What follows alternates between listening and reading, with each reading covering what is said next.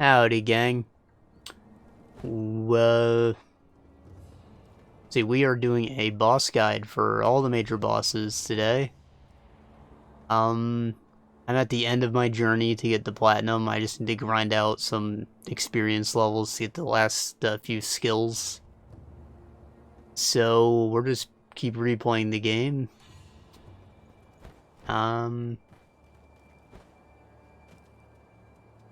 See, I'll explain what skills and,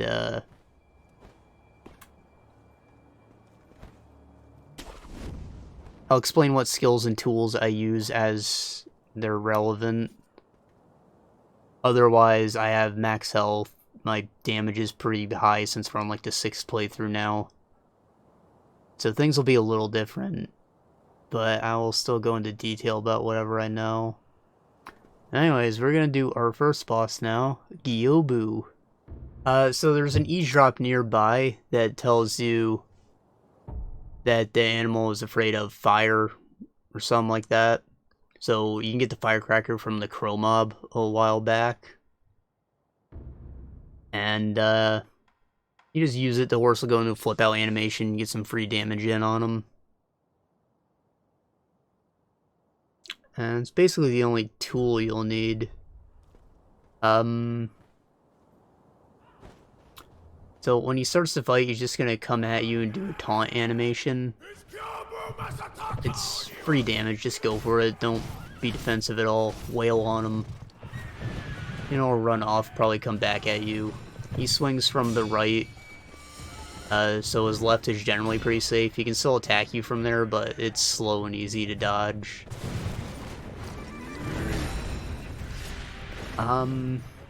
Also, if you get him against a wall, just like stay against the wall, because he doesn't have pathfinding. When he runs off, he can get stuck running into the wall pretty easily, and then that's more free damage.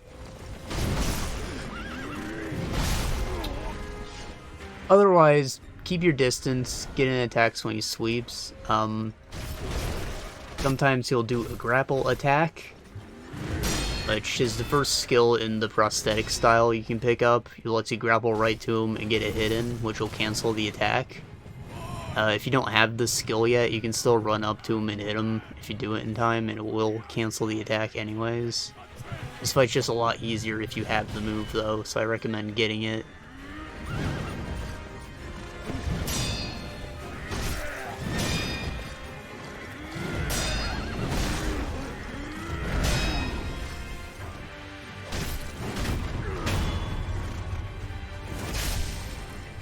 And, the second phase isn't much different, if at all. Maybe just a few new moves. So, nothing more to learn, just keep the dance moving. After using the firecracker, you'll do a big slam, so, like, be prepared. You can parry that pretty easily if you know it's coming. Or just be on his left, even better. Also, you might notice I'm dubbing over this one. My first few recordings of these fights didn't go too well. Or, I actually didn't even have audio for them. I don't know why, my mic just wasn't recording.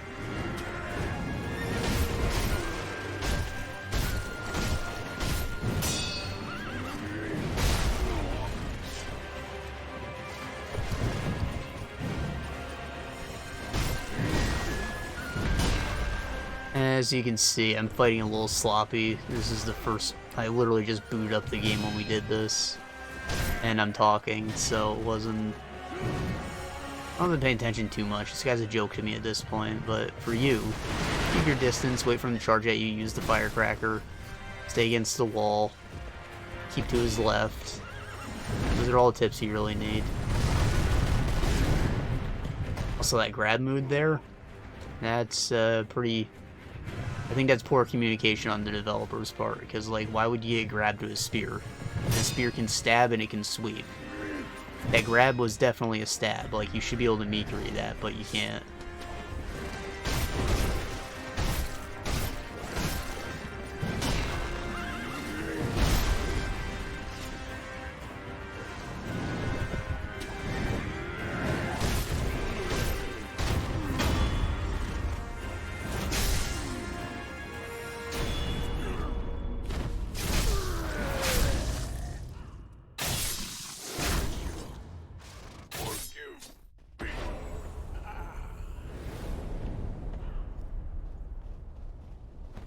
Right, so just after this fight, if you look at the pathway over here, I actually missed it in my first playthrough, but go over there to pick up a side quest. There's also a prayer bead hidden, and doing that side quest will unlock the Ashina style skill tree, which has a lot of nice stuff in it. I'll show you now. So the skill tree, for the most part, these are pretty useless. Just go for the passives if you're not trying to go for achievements. Some of them have uses, and I'll talk about them. But, yeah. I'm honestly a little disappointed in them. That one's the grappling. It's literally the first skill. You should have it very easily. Probably only costs 1 point.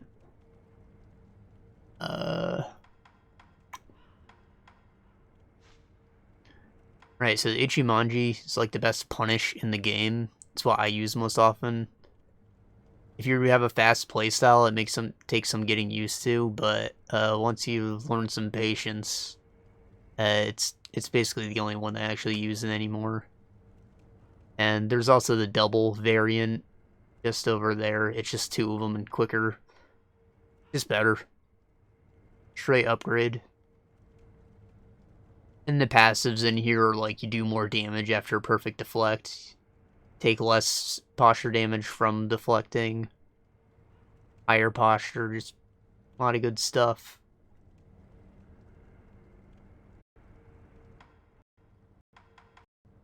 The High Monk, that's the other most useful one. It counters aerials and sweep attacks. It's pretty hard to get the spacing on it right, and it's very easy to miss if you're just locked on. So I don't use it very much, but it does significant posture damage if you can get the hang of it.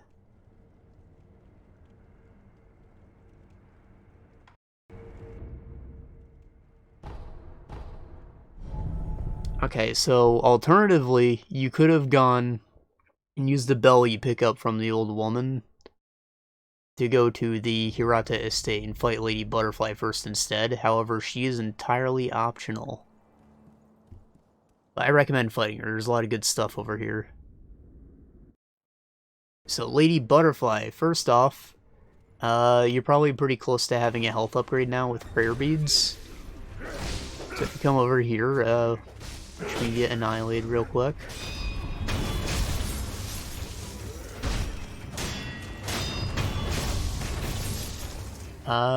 If you hug this poster wall scroll thing, you will activate a Shinobi wall. There's like 4 of these in the game, so you might miss them.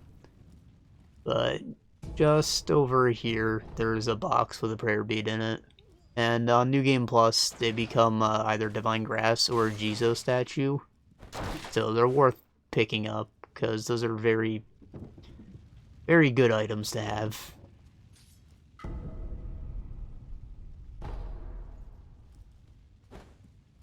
Now we're also going to explain some mechanics. When you start the fight, a pop-up will happen explaining how their enemy's posture regenerates slower when they're missing health, so there is a point to doing health damage. Generally, the bosses will only be posture broken after you've gotten them around half health.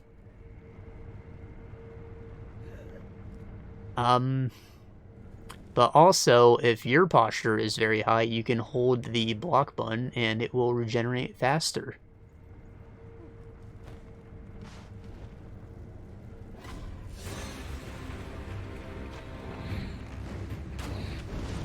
Also, this guy over here, you talk to him, he'll give you a snap seed, which does significant damage to illusions. It's very difficult to tell the difference between an illusion and an apparition, but just try it on some things. And with this fight specifically, in the second phase, she will summon minions, and you can one-hit them with the snap seed. If you don't kill the minions in time, they'll become projectiles, so it's good for you to kill them.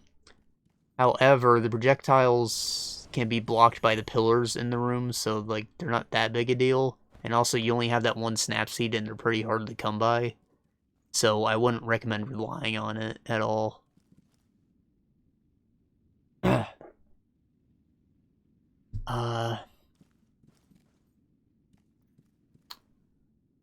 The door here, if you were like me, you probably avoided the Shinobi hunter. You have to go down the path that he's guarding to get the key. I didn't have the Mikuri counter unlocked quite yet, so he's a real pain. For tools, you will maybe want the Shuriken, which can counter aerial attacks, and you will have access to either the Ichimonji, or more likely the spinning attack. Now, the spinning attack hits twice, but it doesn't do much more damage than a normal attack. So if you see an opportunity for a normal attack, just go for it. However, because Lady Butterfly blocks every normal attack, basically, until she leaves an opening, the spinning attack is your best friend, because its damage goes through guard. So whenever you see her doing an attack that like flies past you or whatever, just do a spinning attack. Do it whenever you feel safe. It'll chip her health away. And once she gets to around half, you'll see her posture start to stick. And that's when I'd recommend just throwing in hits whenever you want. Try and get her posture up more. At the beginning of the fight, it's not worth it to just spam attack her. Now, for the most part, her attacks just go right by you, so I'd hold the run button, go back in for a punish. You can usually get one or two in easily. There probably are counter moves for most of these, but I think it's easier to just run away and get the punish in. Why risk it? The sweeping attack is another one I read about in a loading screen. Basically, if you jump on their head during a sweep attack, you will do massive posture damage.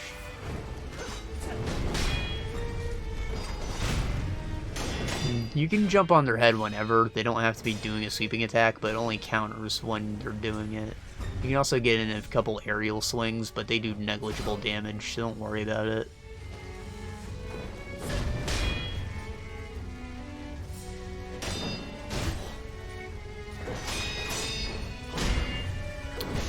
So, really, she's just a lesson in patience. You just have to chip her health away and wait for that posture to start actually building up.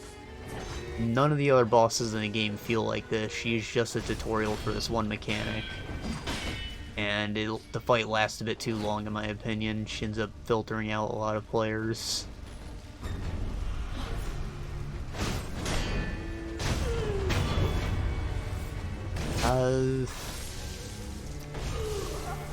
So, in the second phase here, yeah, they lied. She's gonna pop out just in front of this Buddha statue, and if you don't throw a shuriken at her, like I do,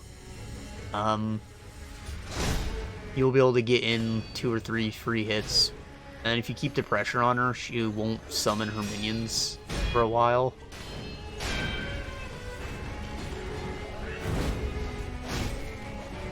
But I let her summon them, just because I'm trying to teach you guys here. She has the Phantom Kunai now, which will go through your block. Not the normal kunai, you can block those, but the butterflies, don't avoid those. These guys you can take care of pretty easily with the spin attack. You'll probably have to hit them twice with it. But also the Snap Seed just one-hits them, so use that if you want. Otherwise, they will turn into projectiles, which, home. You can just run away behind the pillars, they'll block them. In general, if you get her on one side of the map and run away to the other side, hide behind a pillar, you can use your, Buddha idol to teleport back to the shrine if you don't want to lose your experience and money if you think it's not going well. I did that very reliably when I was practicing this fight.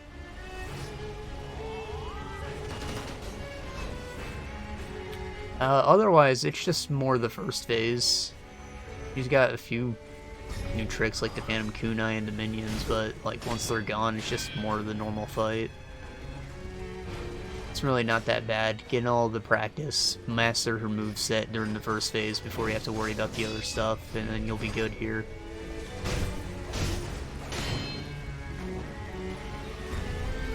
knowing about the sweeping attack counter would have made a big difference when I fought her originally. Because she does that probably the most, but also your normal hits just do good damage. So it's not too big a deal. Honestly, the rest of this fight's just me being kind of sloppy. Like, I already taught you all the mechanics by this point in the fight, I think. No, I show you the kunai coming up. When she's standing on a rope, that's still technically airborne, so if you throw the kunai at her, it'll knock her down. The damage on it's laughable, but knocking her down's good. You get in a hit afterwards.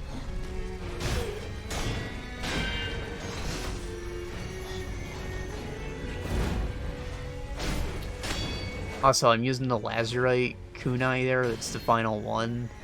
Not necessarily stronger than the other ones. Generally, the kunai tree is just like straight upgrades, but the N tier for most of the prosthetics is kind of trash. I do not recommend the Lazurite upgrades on any of them.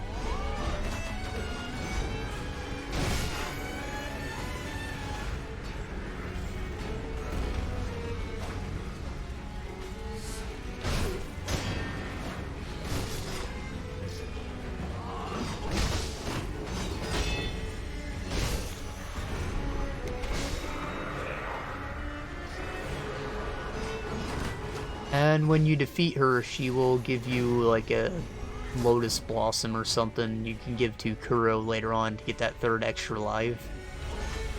The extra lives refresh every time you do an execution on the boss, so you'll be able to die once per phase, essentially. However, anything beyond the original one with the different symbol will take time to come back, or it's based on kills. But when you're practicing a boss, it usually fills back up pretty quickly, so don't be afraid to use one of them, at least, when you're doing practice runs.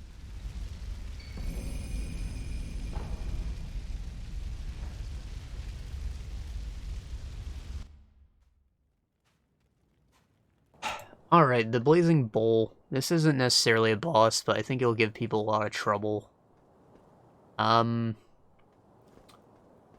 So you normally have to go through the courtyard over there, which is full of big boys, and they're kind of annoying when you first run into them, because they work different with their posture. They exhaust themselves. What you do to them doesn't really affect them too much, and it'll take you a while to figure that out, probably. So I would have just avoided them entirely. Instead, you can run along these roofs and take a back path. Very Shinobi-like of you. And you can avoid that whole courtyard entirely. If you eavesdrop on the two guys standing outside the gate here, they'll tell you to use the firecracker again, basically. The thing's afraid of fire, so that's why it's freaking out, because they dropped like a bale of flaming straw on its head or something.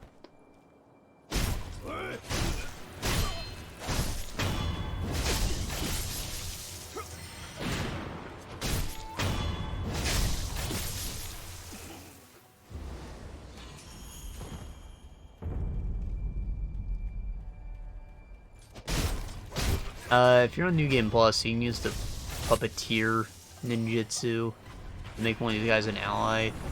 And the bull still fights them, and they fight the bull either way. But they're kind of dangerous to you, so I don't recommend leaving them alive.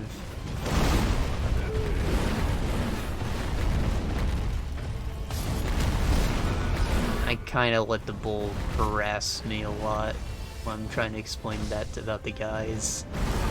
So the bull itself, just keep away. Like, it will charge at you, and you just, like, you know, ole. Go attack its butt where it's safe. However, it doesn't take very much damage from the butt. The head is the weak point, so if you see a safe opportunity to get the head base, go for it. But generally, I don't recommend even, like, sitting there and trying to block attacks, because it'll build up burning, which you don't have a counter for quite yet. Also, you'll see, like, the posture isn't really going up too much when you're hitting the butt, but the health is still going down the correct amount. So, like, don't worry about it. Once he gets around 25% health, he will automatically fill up his posture bar. I don't know why it lies to you like that. But he will go into, like, a freak out animation. You just stand back and he'll fall over for a free kill. My damage output's high enough to actually break his posture, though, for this fight.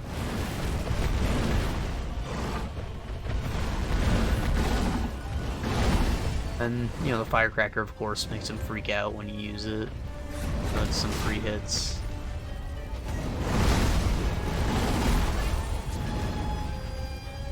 I also think there's, like, a heavy charge that he does. You can make him run into a wall, and that'll do big posture damage to him. Though I have no idea how to trigger it. And there's a variant of him later on that will take big damage from the Mortal Blade once you unlock that. Otherwise, he's really not that bad. You just dodge. Hold the run button even. Sounds like he's calmed down. What? The enemy is still alive! What?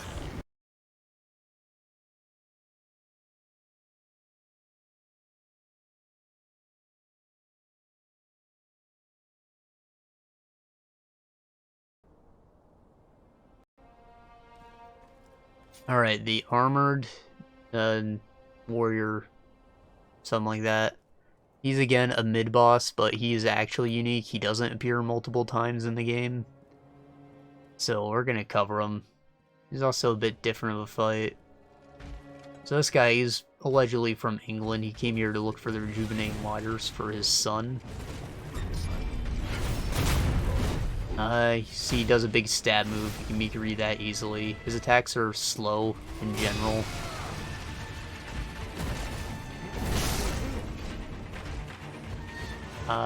So they're pretty easy to dodge. Just like keep your distance, wait for him to do the big attacks, run in for a hit. As you see, you're not doing any health damage to him whatsoever, so you want to break his posture. It's the only option. And try to stay near walls so you can break him down like that, right? Because that's how you're going to kill him. When he does that sort of flurry attack, during the first 3 fast swings, he does not rotate at all, so if you get behind him, you can just wail on him for a bit. But when he goes in for that last big swing, he will turn, so dodge that.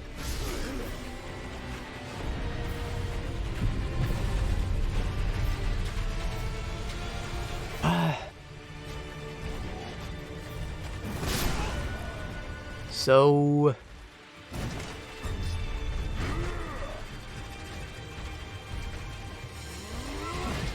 yeah, the first time I fought this guy, I thought that he was going to die when I did the execution, but he doesn't. He pulls a fast one on you and just gets back up.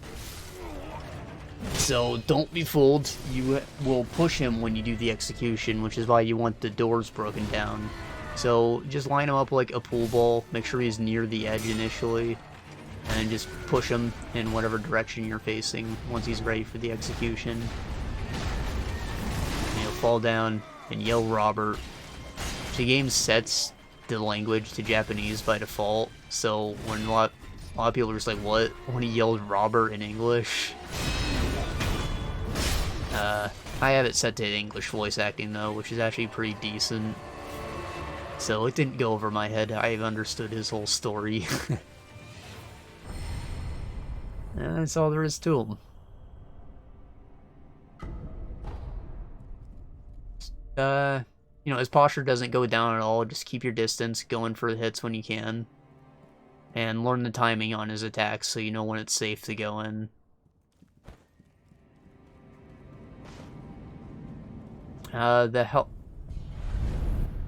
His posture will not regenerate at all.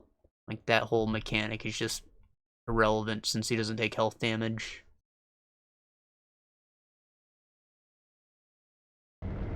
Alright, so we're gonna fight Genichiro. This is when I figured out that my mic wasn't recording. So you'll see I'm actually talking in sync with my lips again.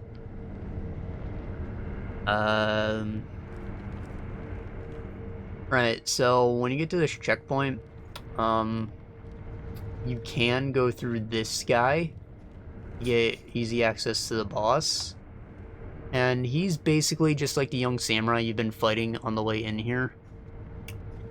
But he does like a white line attack, which is, you know, it's one of the moves that you can pick up. It's the Ashina Crush, I believe.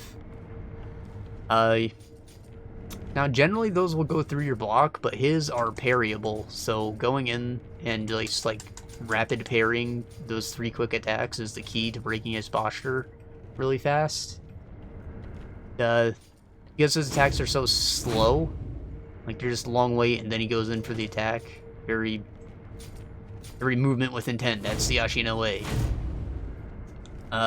You can usually pull off the Ichimonji pretty easily too. Not gonna lie, he is gonna give me some trouble, but the key is really just to stay in there, be brave. Also, what's different about him from the samurai only do a stab attack, while he will go for a sweep sometimes, which will trip you up. It's hard to tell.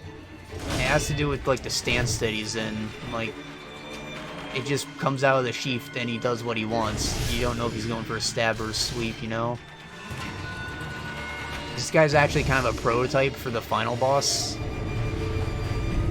So learning his patterns will help you memorize, will help you with him later on. And he also has the same problem where it's kind of hard to read whether he's doing a stab or a sweep. So Genichiro, you know, he's the guy you fought at the beginning of the game. I thought he was the final boss, so I kind of did every other area before coming here. I recommend going through the Senpo Temple first, just to get all collectibles and stuff to help you out. But you won't be able to access the final boss over there, so it's kind of pointless. You'll unlock fast travel, though. You also have early access to a key item, which will help you get the true ending, if that's what you're going for. Otherwise, every other path in the game's open. You can go to them, which is what I did. But Genichiro's really not so bad. I just thought he was going to be the end of the game, so I waited. But he's not. He's like the midpoint. Alright, well, he's dead. So there's a scroll on the wall here. Pick that up to learn the lightning parry, which is going to be relevant in the second phase of Genichiro's fight, and it's also essential for parts of the game. It's also super helpful with the final boss. So it's a great thing to learn. Basically, you have to be airborne, and you have to block to pick up the lightning, and then you just attack, and you will release it back at the enemy. If you are grounded, or you pick up the lightning and you land without attacking, you will be stunned and take damage. So don't let that happen. We can do that and then head out the window here, and the boss is just above us. Alternatively, if this guy was giving you trouble, which, as you see, gave me some trouble, you can just run down the stairs here, and you'll come into a hallway full of night jars. This is like a really rough fight if you want to do it. I recommend just running past them all. This will put you in Lord Isshin's room. You might find a note telling him they went out to hunt the rats, which is when I figured out that I missed him. Then you can get back on the roof this way to avoid that fight entirely. So Genichiro, I'm not gonna lie, he gave me some trouble at first, but the enemies later on literally use his moves. Like, he is just a normal enemy, he's a joke. And when you fight him in the final boss, he's a joke. So you can really just attack this guy, and he staggers pretty easily, especially when he pulls out his bow. He will go for a sweeping attack or a stab, and really you just want to feed you those Mikuris. That one's a sweep. Don't be too zealous, like, space out your attacks, even though you're gonna kind of spam on them. Because in that case, I wasn't able to do a jump. I was stuck in the attack animation.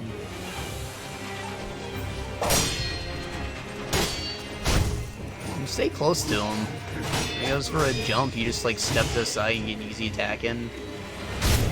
That whole combo, easy to get parries on.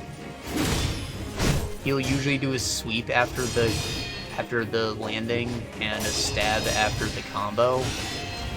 Though during this fight, it's not always guaranteed. It will be when you fight him later on, though.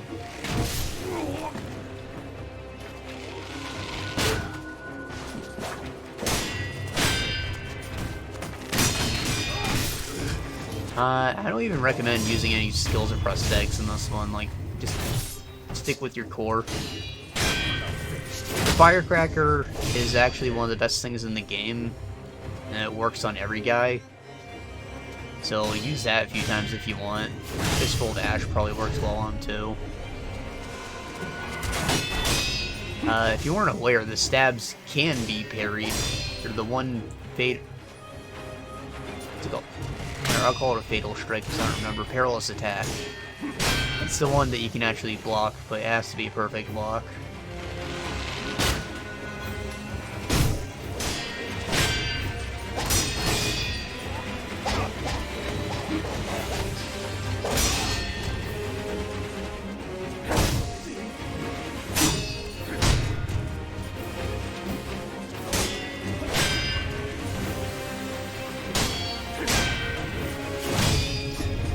Ooh. I definitely recommend just sidestepping that attack, not blocking it like I did. I waited a little too long. This is another one that has a hidden third phase, like Lady Butterfly. Like, don't use all your resources. Apparently I'm out. I don't think I rested after fighting that guy, did I?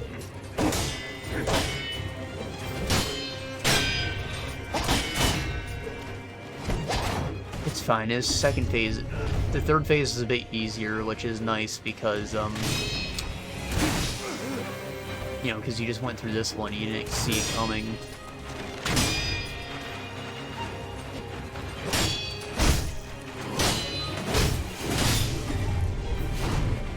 I saw pellets.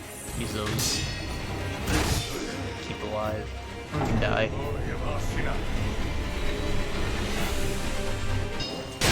When he goes for the stab move, it has a delay to it. That'll throw you off when you see it. Just pay attention to the symbol and wait for it to start to fade to know when to get your timing right on the dodge. Do not look at his animation at all.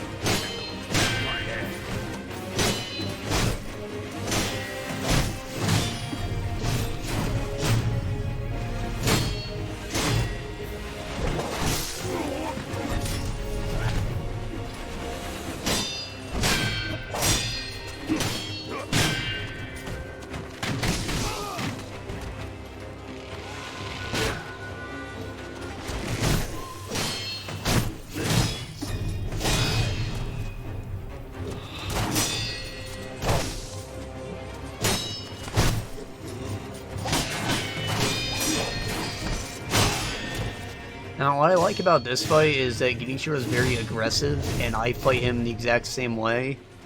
So it's, like, not uncommon for his posture to be broken by me just blocking his attacks. Which is pretty funny.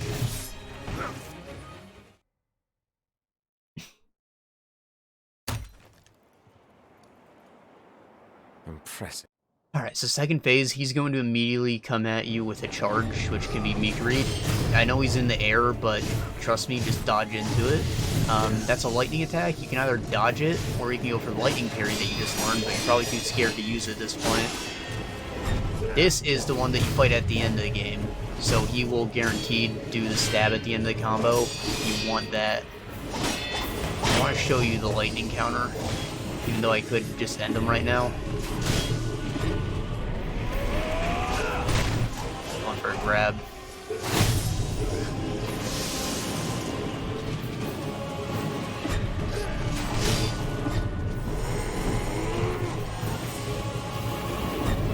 Come on, do a lightning move. There we go. Oh, he missed me. Not very funny.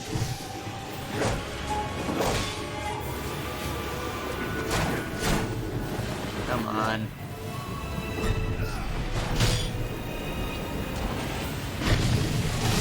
There we go. See, hit him with a stun, and then you can just get some free attacks in. It's really not difficult to block at all. You just hold the button. You don't have to parry it or anything crazy. Don't be afraid to use it whenever possible. And again, once you get to Fountainhead Palace, the enemies there are literally just this guy. So just wail on them the same exact way. They have less health, so go crazy. They're worth a lot of experience. Farm them. There you go, there's Genichiro. He's a wuss. So you could have done all the other bosses already, but since I recommended going to Senpo Temple at least before fighting Genichiro, you should already have the checkpoint at the end active. So you can just fast travel back there and go immediately to the next fight for what is basically a free damage upgrade. Because you will get a damage upgrade for doing this, the folding screen monkeys. And it's not really a fight, it's a stealth mission, and it's kind of annoying. As you can see, there's 3 of them. But there's actually a 4th one, it's invisible, that's why he's not pictured. If you talk to this monk, he will tell you what's special about all of them. So in this room is where the invisible one likes to hang out. Eventually you'll just... Whenever I walked through here, I heard his grunting. That's how I figured out there was an invisible one. But you can also see he leaves footprints. And you can run into him physically. Once you do that, just start swinging around rapidly. Dies in 1 hit. Okay, so the green one is hypersensitive to sound. So if you herd him over into this waterfall room, you can just sneak around, stab him, he won't be able to hear you over the waterfall. Alternatively, there's that bell over there, which is where he's probably going to run right now. You get him up there, you can first ring this bell and it will stun him, and then you can walk up and kill him. Though it doesn't always work the first time he's here, I don't know why. Low-key unreliable.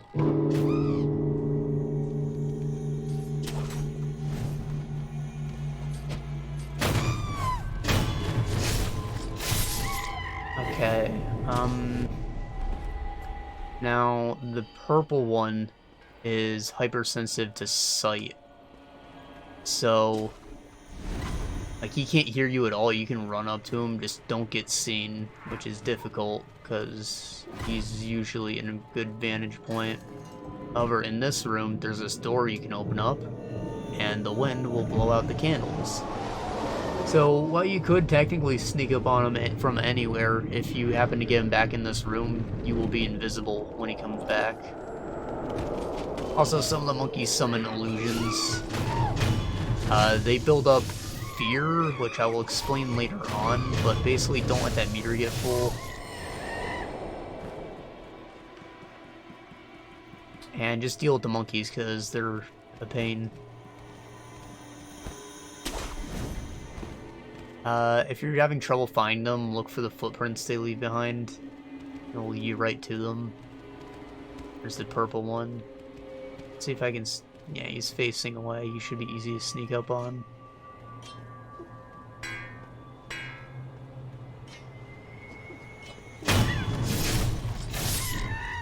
Now the red one, he is just a normal monkey. Just sneak up on him as you would any other enemy.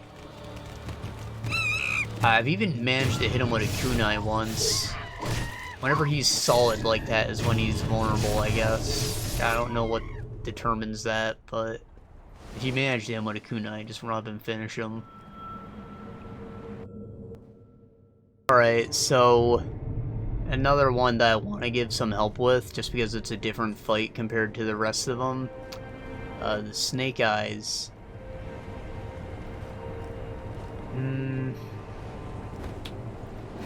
This one gave me so much trouble when I fought him originally.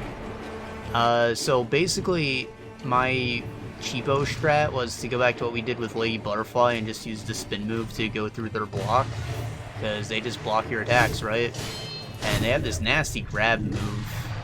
You don't want to get hit by that. Otherwise, their attacks are easy to block. Like, they do that swing and it's a guaranteed shot. You just run to the side, get in a hit or two. Like, the shots themselves are easy to parry. The issue is just finding opportunities to do actual damage to them. However, this is before I learned the glory of the Ichimonji double. She might very well have at this point in time.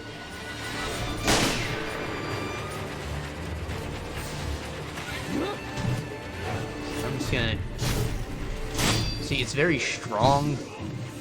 It kind of cancels out most attacks on anything that isn't a boss, and even some bosses. And then it just does a ton of posture damage, so like even if it doesn't hurt them necessarily, you got posture damage done. And if you're blocking, it restores your own posture.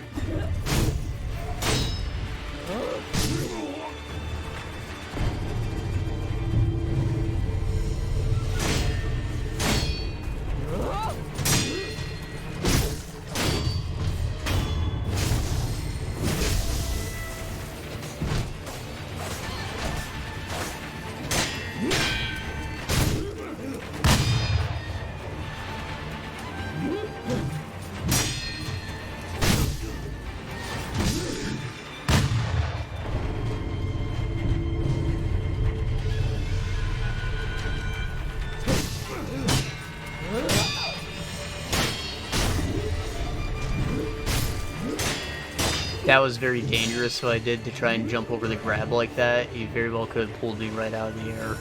Not do that.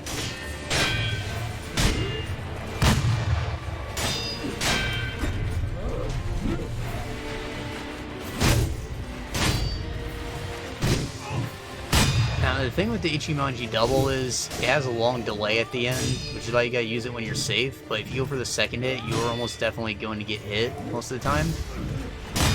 I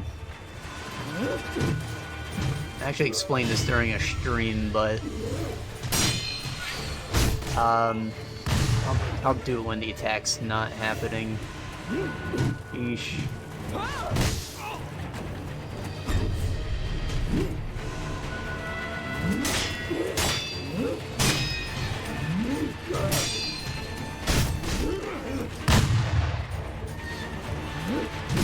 Ah.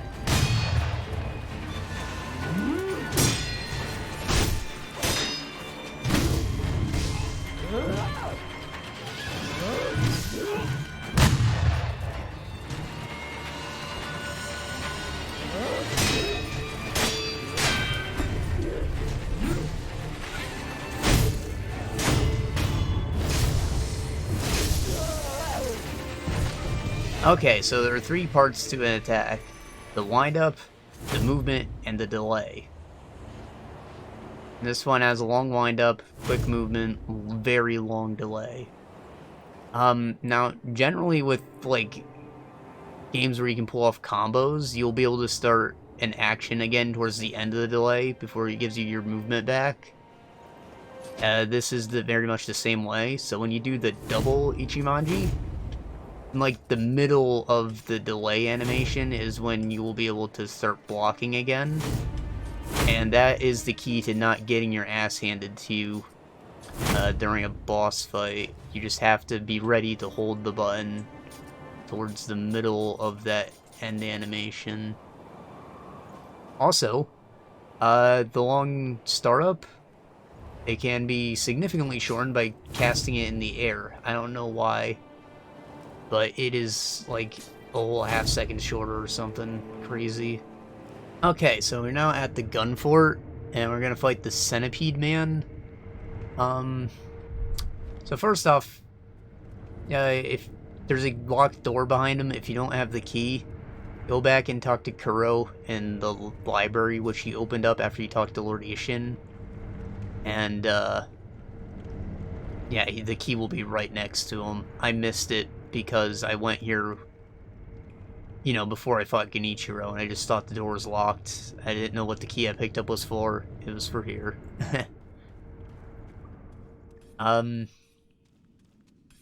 So, there's no real reason for me to cover this guy, but I just wanted to talk about a design flaw in the game, really. So this guy, he just, like, does a flurry of attacks, just keeps spamming the block button, and he'll wear himself out.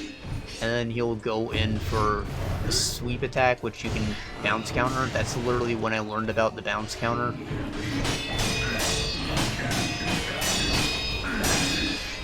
And, you know, it takes a lot of your posture blocking that, so be sure to hold the block button to get it back before he goes in for the next move. I keep missing the bounce counters for some reason. But he's really easy otherwise, just make sure you get your posture back.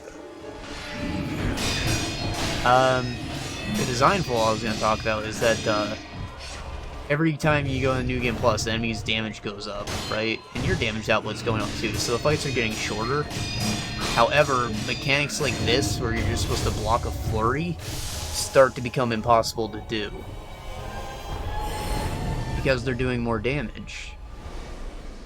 So, like, eventually, that combo, you'll just break me during it. And, right now I'm holding an item called Kuro's Charm. You can optionally give that away, and you will take chip damage on all blocks, even deflects. So that will just eat you alive when that happens. I guess that's not necessarily a flaw, because you have to be in New Game Plus for it to happen. But the game wants you to play it multiple times, right?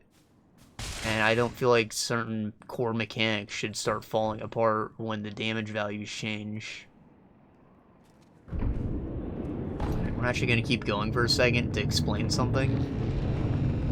So we were going to run to our friend the Great Serpent again, right? Now this segment is actually a lot easier if you have picked up... If I kept running, I would have dodged that. If you go the other way you can go, you will have picked up the swimming ability, which will let you avoid this whole bullshit. Otherwise, you'll just have to dash around. Him killing me initially threw off my whole swimming pattern, but there's like a clear path to follow. It's really not too hard to avoid, but there's also plenty of treasure carp swimming around there, so it's good to come back with the swimming ability anyways. But I just prefer to come this way first because it saves time later on.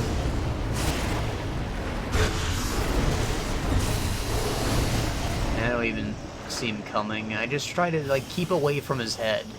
Basically, swim towards his inner body and he won't attack you because he doesn't bite himself. That's the trick.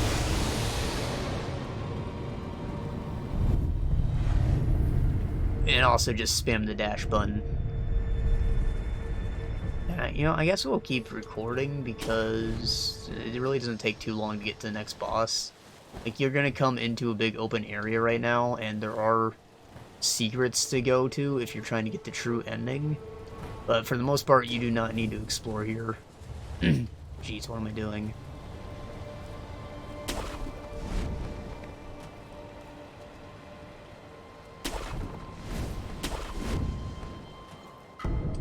You can just run right to the end, avoid all the enemies if you want. Though they're monkeys and they're pretty funny, so I enjoy this while you can. It's the most comedic relief there is in the game. Monkeys with guns and swords, come on.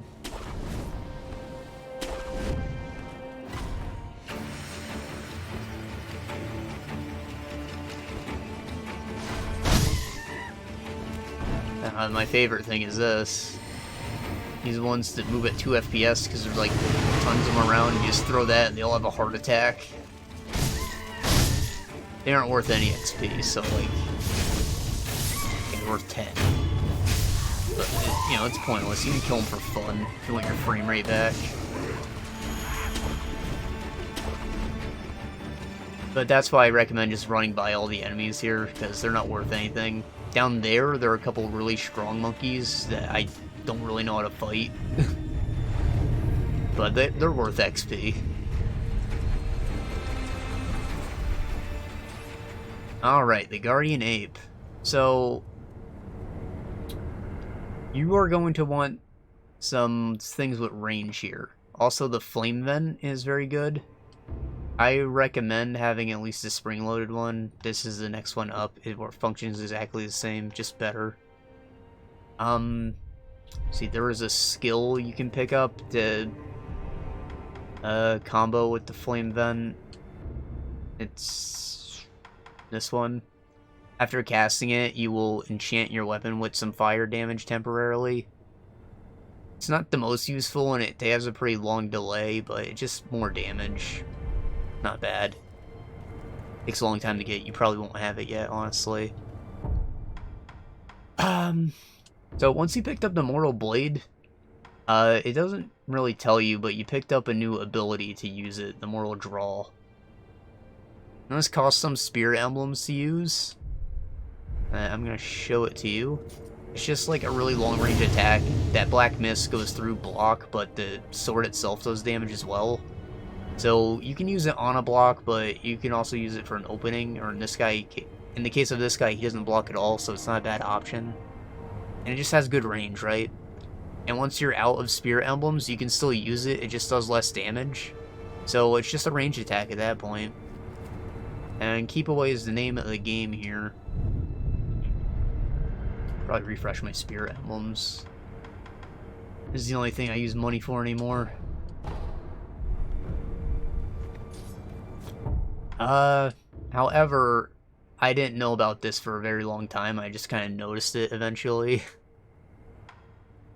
What I used personally was the Nightjar Slash. Nightjar Slash Reversal just lets you go back and forth, but I only had the one at the time, so we're good. It's not gonna help too much with the first phase, but I'll show you the first phase. In fact, let me put back Ichimonji to show you something else. So, he's gonna do taunt, just a couple free hits. He does grabs sometimes. It usually gets me with trying going for the free hits, so maybe stay away, I don't know. Alternatively, you can just run in, go right for the Flame Vent. If there's poop at you, avoid that.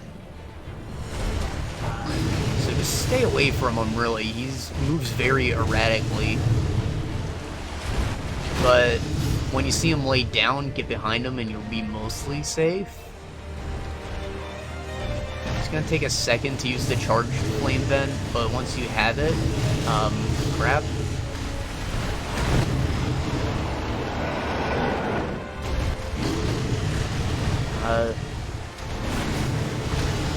Once you have it, he will go on fire really easily, and then he just does a burn animation, and he takes burn damage from that. It will instantly set him on fire. He burns crazy easy, and I mostly use that to get through this portion of the fight. Like, you shouldn't even use your healing items, because you can just stun lock him with that infinitely. But also, if you get an Ichimonji double off, it will usually stun him. It's very difficult to find the time to pull it off, but I wanted to show it to you anyways. Right here is a good spot. Once he does this, you can get in a few attacks. Then he'll recoil, you can chase him down, maybe get another one, where he goes back to normal patterns. And getting that. Because the Flame Vent pushes you away when you use it, it's difficult to actually hit anything with the cast, but you can hit with it.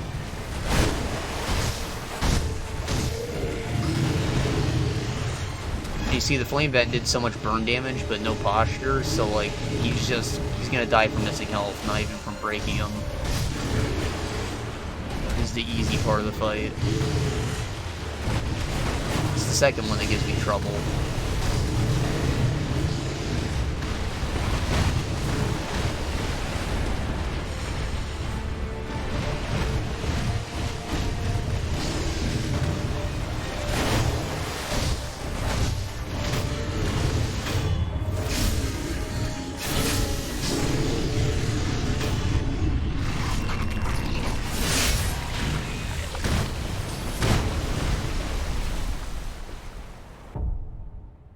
Alright, so Ichimonji double, it can work to do the same stunning effect on certain attacks with this next phase, but he attacks pretty fast. It's difficult to find the time to pull it off.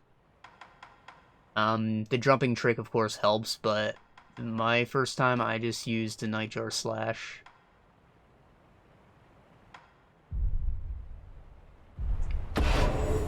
And I'll show you why once the fight starts back up.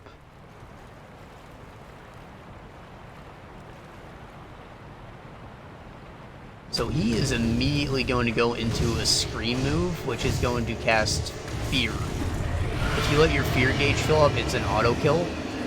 So don't do that. The only defense against that is the modded purple gourd, which you can get if you went the other pathway. So there are advantages to going either way, but it's not really necessary for this fight.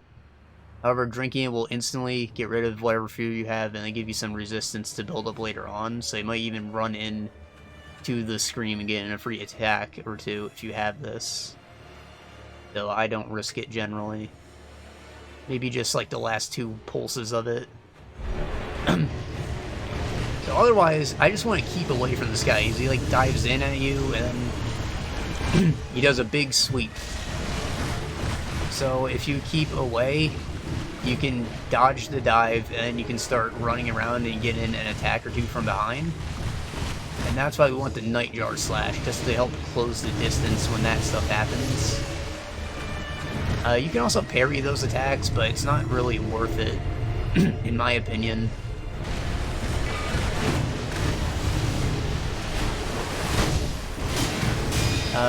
He'll do a... Sometimes he pulls out a mini Scream like that just to get you away. And I'll explain the Scream a bit more in a second. 2 more. That was a sweep. You could have jumped on that. I never do for some reason. Alright, so the Scream, you see how it comes out of his head? The circle is located like way in front of him because of his posture, like the way he's standing. So if you run behind him, you will be more likely to escape the sphere. And you can also start running back towards him to get in an attack at the end of the animation.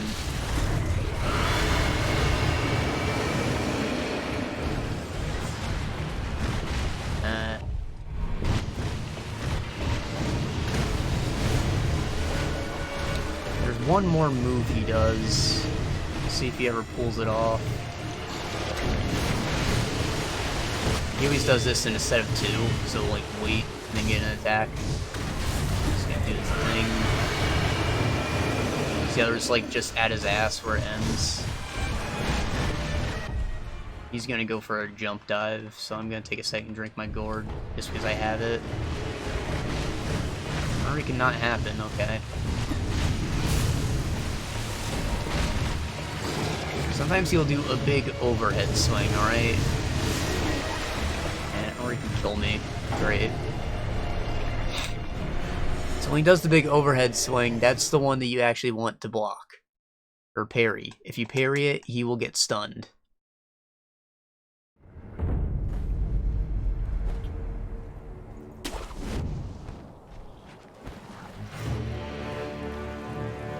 I'm gonna go right for the flame gun this time. Jump right into it, get a few attacks.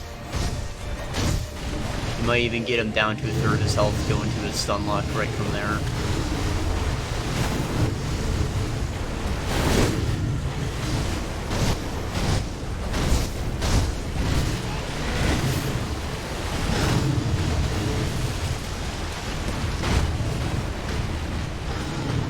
Posture back.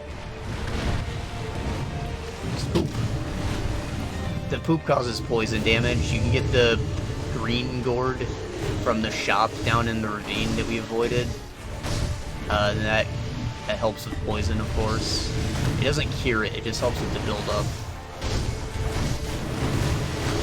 Which, if you take a direct hit from the shit, it'll usually instantly poison you.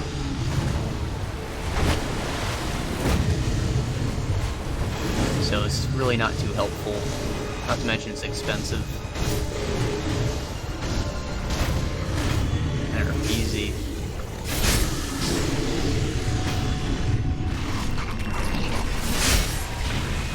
I'll be talking less for this one, so we should actually get it done.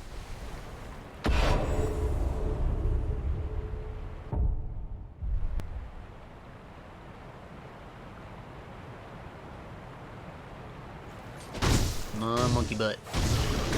Also, sometimes he just doesn't do the scream. He does it 90% of the time, but like there, because I already got a few hits, I guess, he just ran away.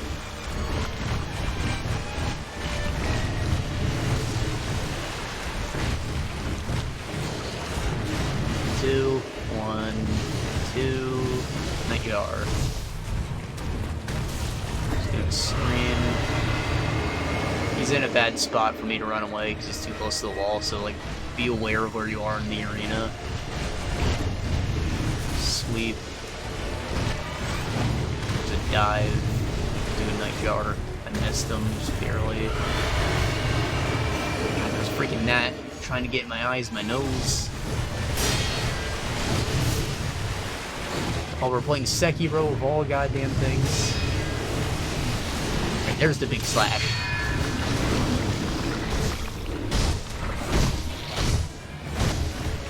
Alright, so we actually still have some spirit emblems left, right? He is still furry, so he does still burn easily. He just won't go into the stun animation anymore. Because he doesn't feel pain, I guess. He's missing his head. I usually try to pull it off after a scream. Because he just stands there for a second. Especially if you got the gourd, you can run in there before it's over.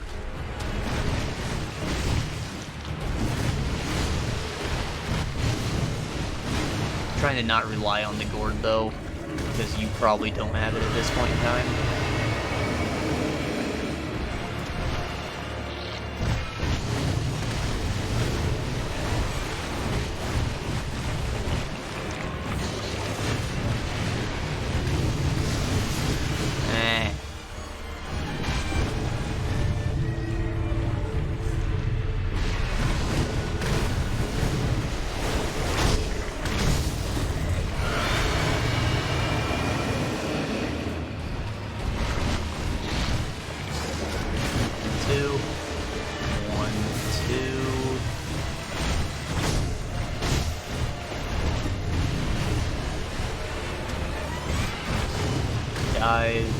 Dive. So first screen. He's very readable. You just need to like know the range on his very long attacks. 1, 2. 1, 2.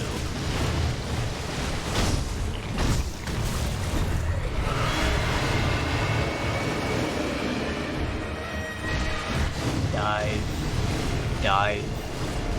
Crap, I missed him just barely. 1,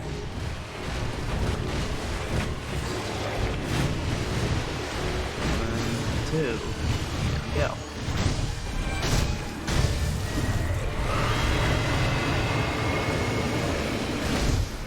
That was risky, I shouldn't have done that. He staggered at half health and I didn't take advantage of it.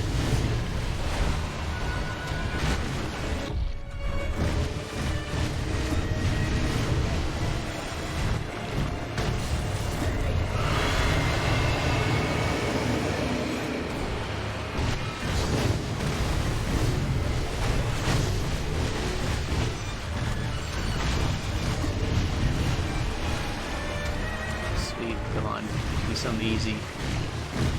2. That wasn't the long swing though.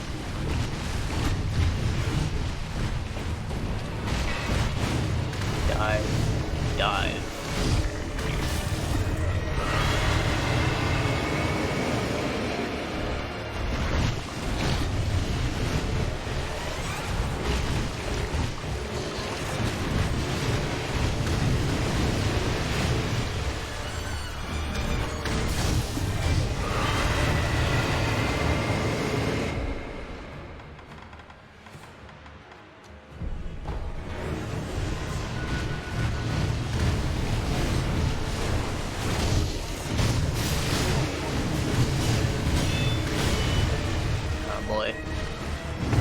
and not to get womboed.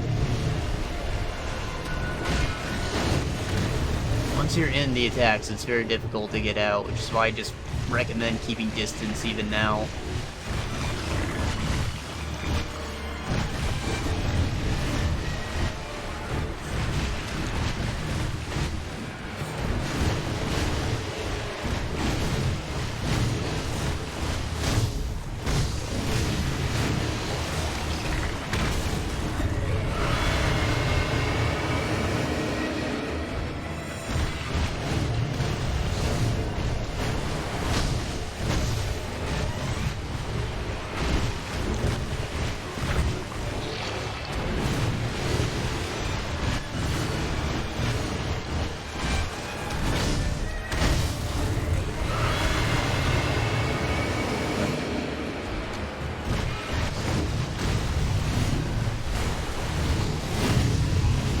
That'll probably kill him, honestly.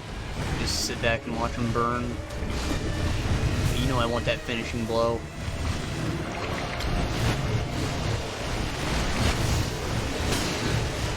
That was greedy AF, but I wanted it. I wanted it like that freaking tapeworm.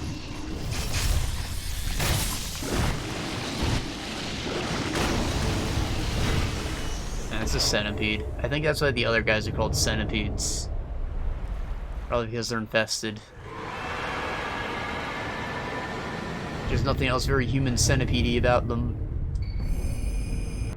Okay, so moving on to the next area, you honestly might have trouble finding this one, because it's kind of out of the way. But going from the dungeon entrance, if you just fall down here, and go left, rather than going to the Senpo Temple, you will find this cultist-looking man doing a little jig. Now you can fight him. You're probably not gonna like it, though. I will fight him, just to show a few things, maybe. But I will show you the alternate route to get through him without fighting him.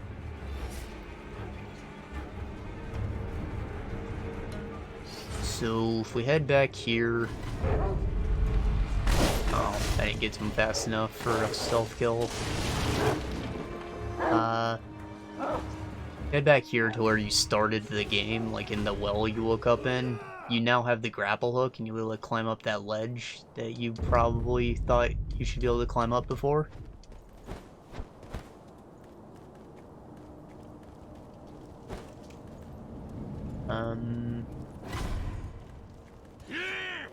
Avoid everything here. Just...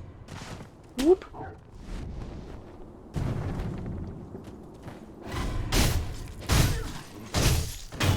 frame rate just tanked so hard.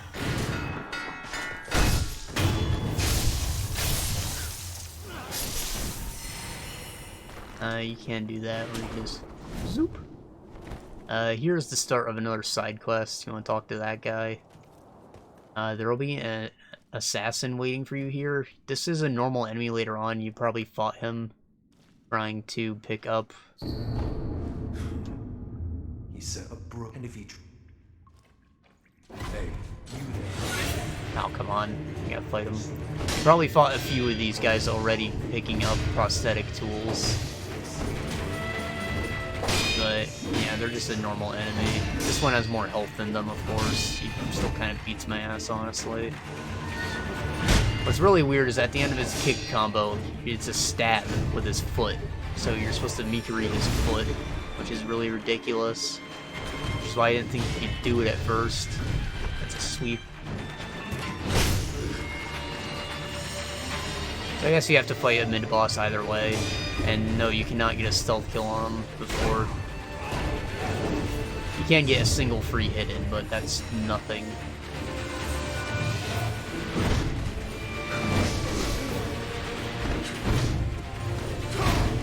Oh my gosh.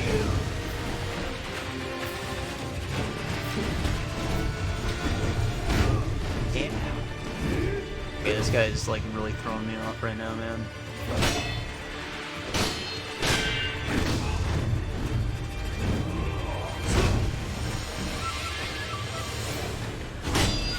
Oh, I have the Nightjar Slash equipped, that's why.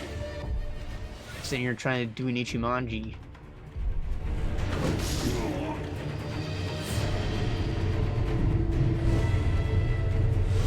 Alright, boyo.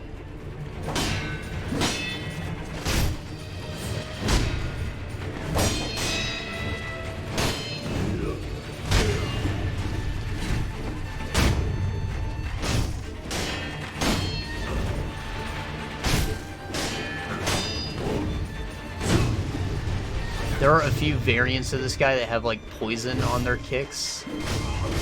And those ones really mess me up. Whatever, I'm not gonna fight him. Basically, you go through that path, and there will be a way for you to avoid the Ghost Man. The Ghost Man's easier to fight.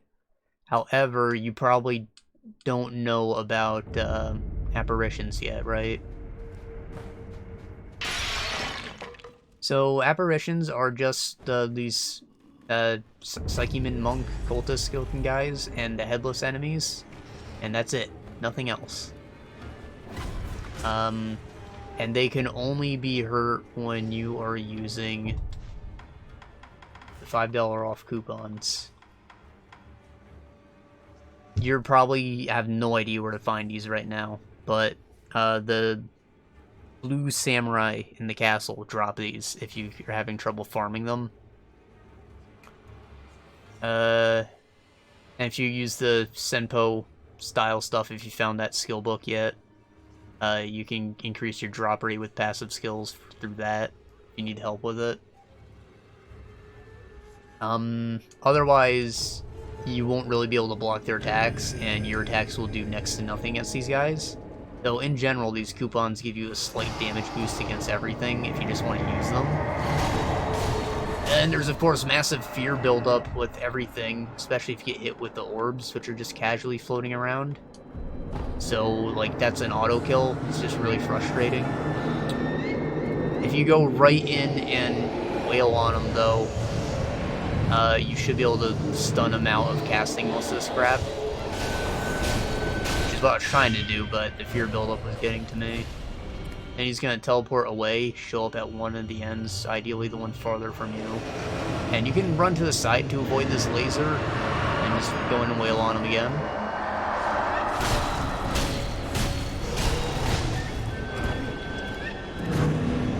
And ideally you're only going to have to hit him in like 2 or 3 cycles.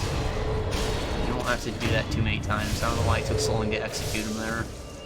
The duration on these things is annoyingly short. It's probably going to run out, like, right now, yeah. Which, again, it's annoying because they're kind of hard to come by early on. Especially if you don't know that the samurai dropped them. You also just block this attack. I think. I've seen it happen on, like... I've seen other people block it. You might have to parry it. And, like, you don't even need the confetti on to do that for whatever reason. Also, these orbs, you can attack them to destroy them if you think one's getting close to you.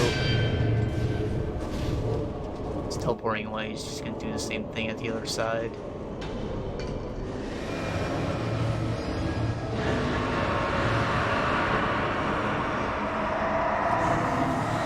He also has, like, just a big blast of small balls that he does sometimes. It's kind of like the laser, but it looks more like a hose. Don't worry about it. Ah, boy. Time is everything because you're at the will of the coupons right now.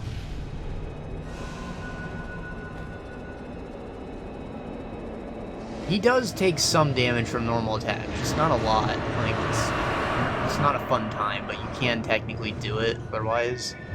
But if you run out of coupons, I recommend going for the ninja instead. His health is low enough for me to not waste another set, though.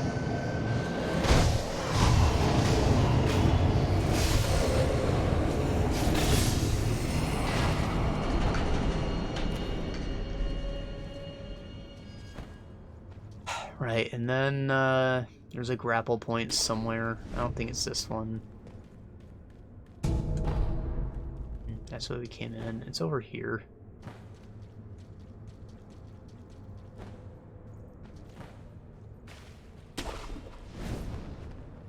So right here's the idol, but if you came in the other way, you would have, like, come down from up here, and you just, you know, avoid the whole fight. Jump right down onto this. Kind of hard to see, but there's that coin purse there to help guide you.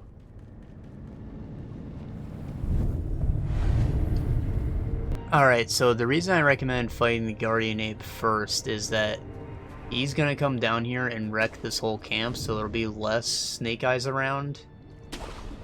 But also, you will fight the Guardian Ape a second time, but now you have more damage, right? And, well, you probably didn't get much else since then, but it's just an easier fight. He has less health, he's smaller, does a bit less damage, I think. I didn't actually rest at that idol, did I? Crap. Detour.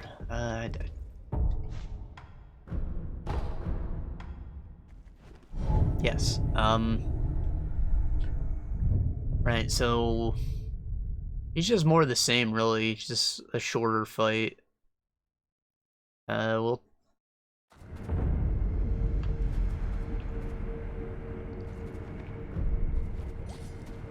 it's a bit different, though, in that you will fight both versions of him at once.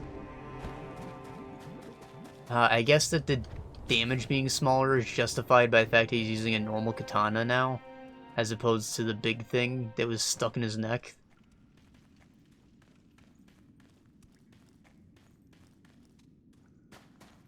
Right now he's hugging this wall, you can just come and get a few free attacks.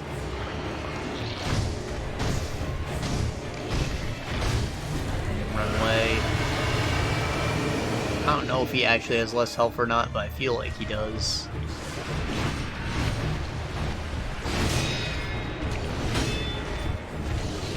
Again, Nightjar Slash.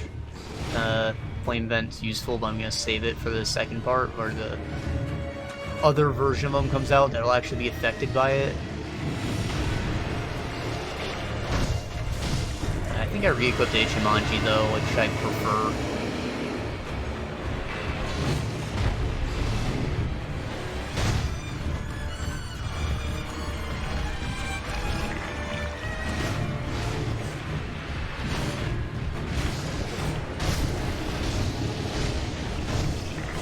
He waves in the same pattern every time, so you can kind of weave in your running to get closer to him instead of relying on the slash to close the distance, which is why I don't really bother with it anymore, but, you know, it takes practice.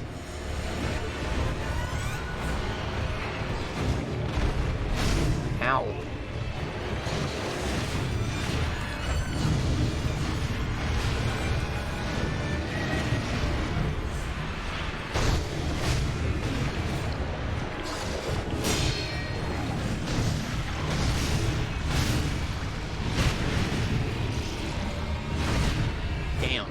I didn't realize he was doing an attack still.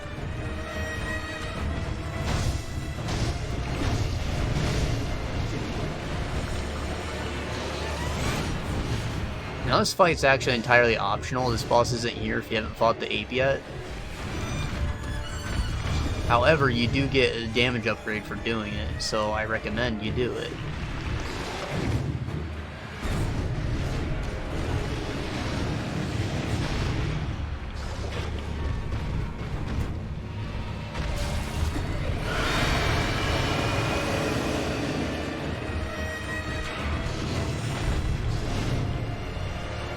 The second phase actually goes by a lot quicker because I start using the flame vent.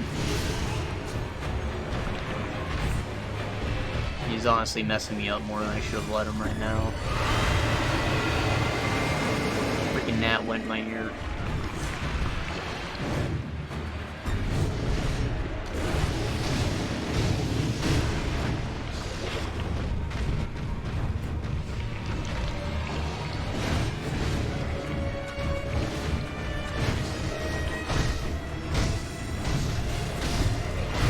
All his health was going down, so I just went for it.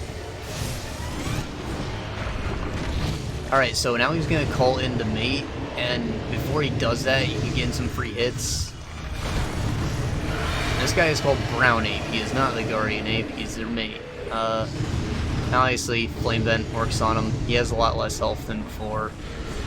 And yeah, the other ape is still a problem, but he's going to keep his distance for the most part. And it's pretty easy to line up the Flame Vents to hit both of them at once. Because he's like trying to protect the main boss.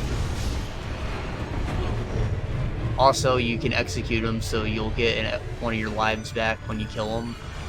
So I'm not too concerned that I just died.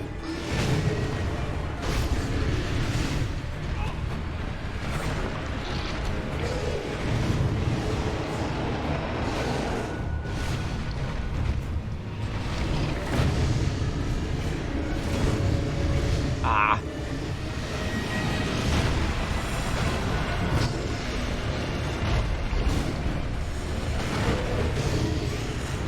I don't think he does any poop throwing. Maybe because of the low ceiling. But this wall is messing me up. He's down. Got my life back. I didn't do as much burn damage to the ape as I usually would have, but it's fine. I can just use the rest of it now because I don't have to worry about brown ape.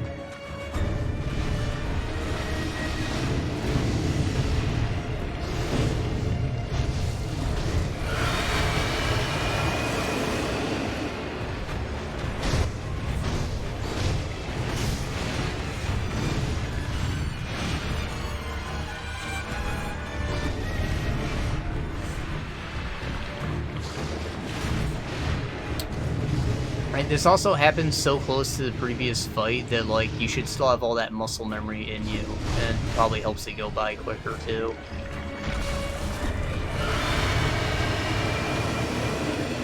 I won't lie, it kills me a couple times, just like the ape did. They're different from the other fights in the game, so, like, they're just... You gotta change up your mindset a bit when you're fighting them.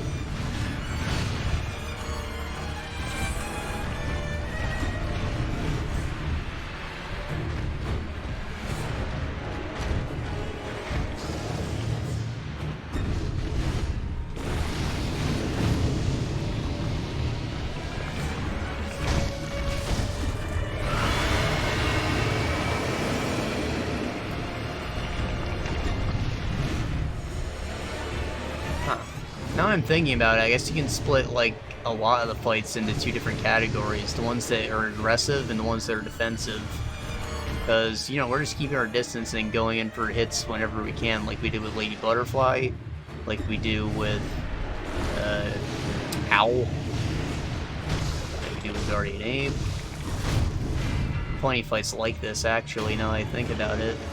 They just play out a little differently. So the reason he came back is because he has that immortal Centipede in him, and he's just gonna sit here and rot eternally.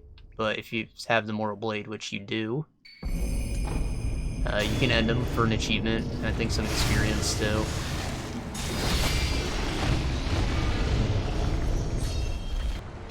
Alright, so Gyoubu Village, a lot of weak enemies here, but a lot of enemies. This is a great place to farm money and experience if you ever need it. So we're coming up on the woman who's been playing the Shamazan. If you've been following that quest line, that is where it would end. It can end one of two ways, depending on what you told the man to do. But you're gonna have to fight her anyways. You don't really have to fight her, but...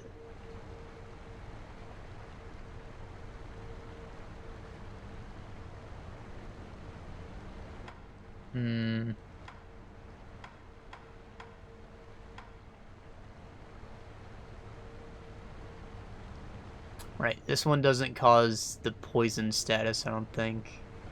Does it produces a mist? But it's different. I'm not sure which one I should use. So the Subamaru is just like a quick cutting knife that applies poison. But if you read the description, it says it does additional damage to Okami, aka a god. This woman is the Lady of the Waters or something, so she is Okami. She takes a lot of damage from this, She's gonna block your attacks a lot like Lady Butterfly. Just use this and apply the poison status effect and break her guard with it. If you run away from her, she will chase after you, so just, like, talk to her, or even better, get a free attack in.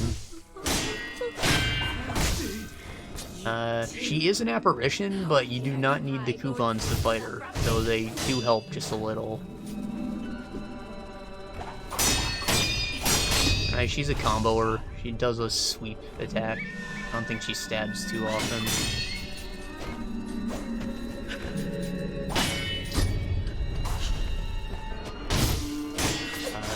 Well, she's dodging. If you do a full combo and they all connect, it should poison guaranteed.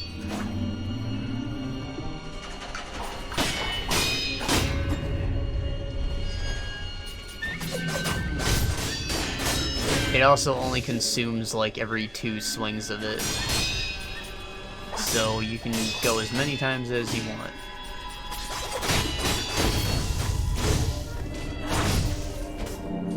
And you, of course, get the follow-up attack if you have the skill.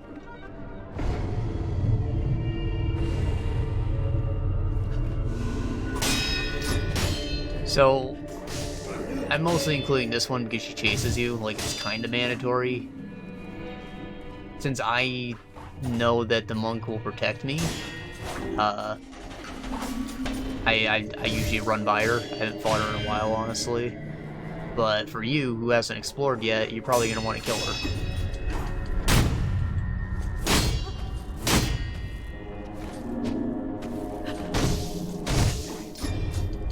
Oof.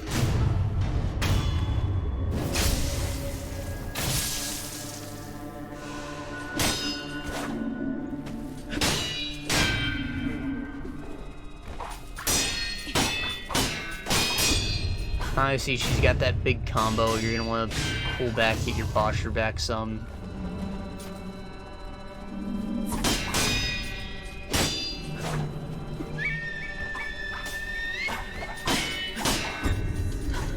Zips around like that, wait for those to come out.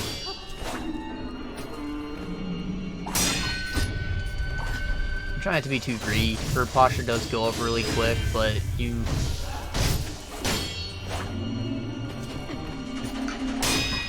Yeah, that's it. It just goes up really quick, but don't think that means you can end her real quick. You have to wait for her health to go down, okay?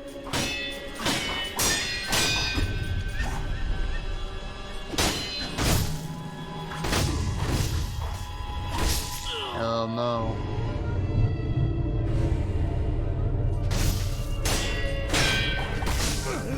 The O-Ren, like the O, it means like that's what title you would give to a god too, which makes more sense in Japanese.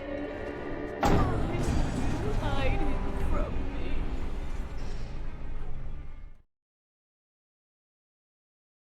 But I think it's neat how like that's just their word for it, and we'd be like, oh ye gods, oh great and mighty Rin.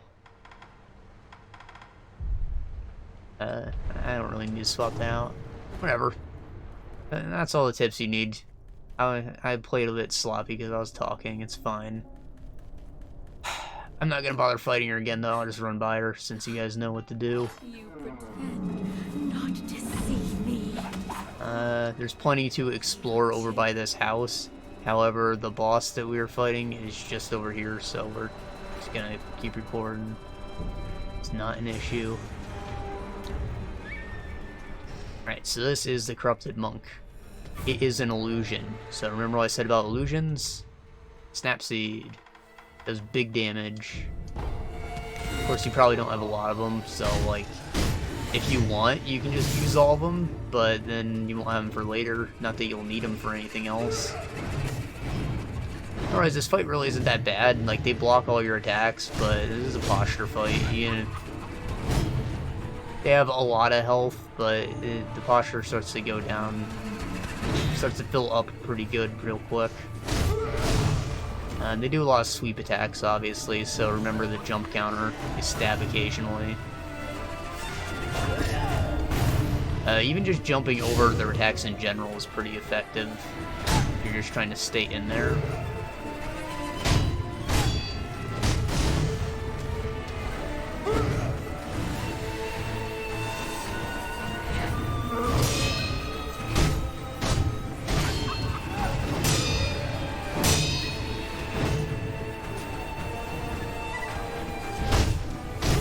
Also, notice how their attacks are very long-winded, and their stamina or posture does not regenerate during attacks.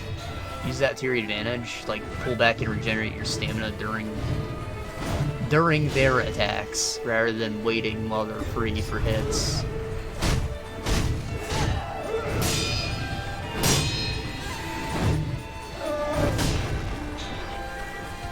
Also, if you're bad at countering, just spamming the block button's usually pretty effective.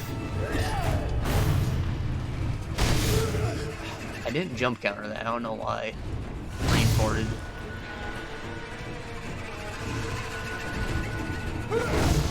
Come on, I was holding the block button.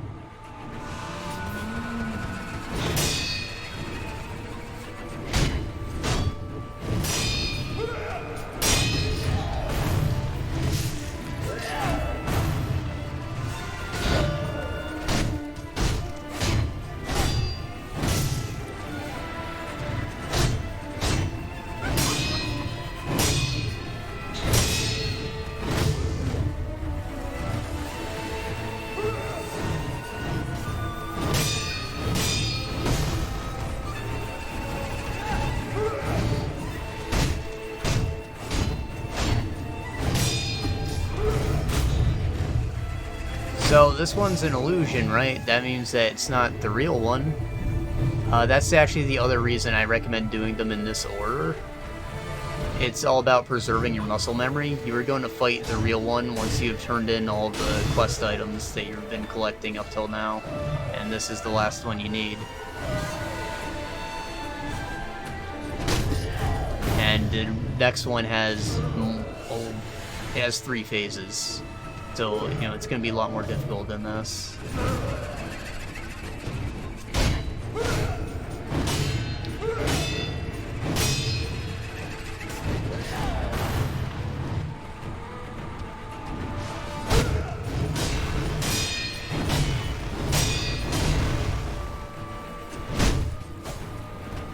And obviously there was a big delay after that big spin. I recommend doing Ichimonji. I kind of forgot I even had it equipped for some reason. But, you know, that's going to help you get your stamina back. It's actually pretty easy to pull off of that all the time with this guy. Plenty of attacks with long delays at the end.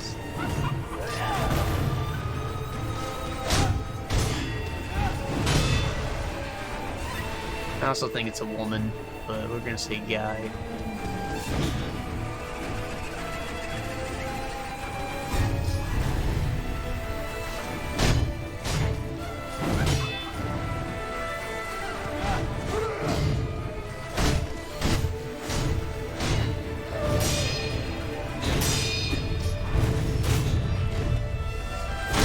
So who knows? Apparently, like gender fluid people were a very common thing in feudal Japan.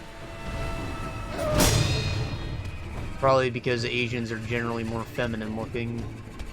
They just pulled it off easier.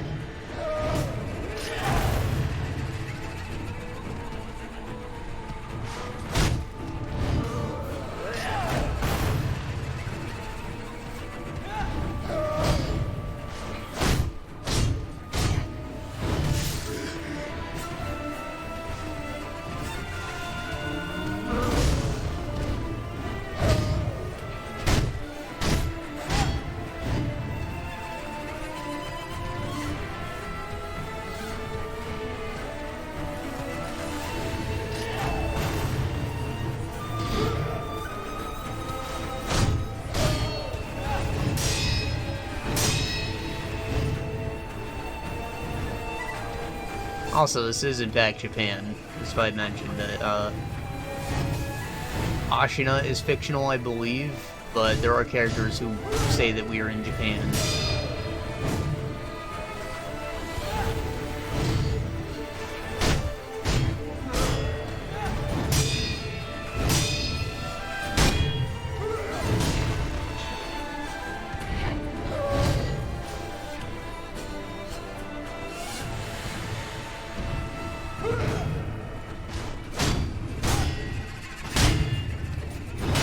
Though honestly, Ashina sounds so generic, I wouldn't doubt if there was like an actual mountain called Mount Ashina or something, right? Not a whole province, though. Prefecture, they have.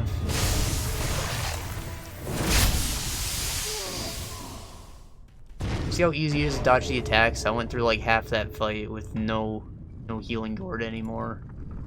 Just being sloppy while I was still explaining things. Right, that unlocks the swimming. Basically, go back to every body of water you've come across, and you will get like a ton of treasure scales, a ton of beads, prayer beads, just other good treasure. There's like a lot of free upgrades you can go collect right now, so go do that. So you came back to the castle and you saw all your fast travel points were gone. Kinda sucks, but now you can re-explore the whole place and look for new fat loots. And if you kill the mid-bosses, you get more prayer beads. I think if you kill the chained ogre down in the basement here, you get the third extra life. He gives you another blossom thing. You'll want to kill the one in this room specifically, so you can have a shortcut up to the boss, though you don't even have to come in here if you don't want, because they set up all these ladders, right? You can just walk right up to the boss. I prefer to have that checkpoint right there, though.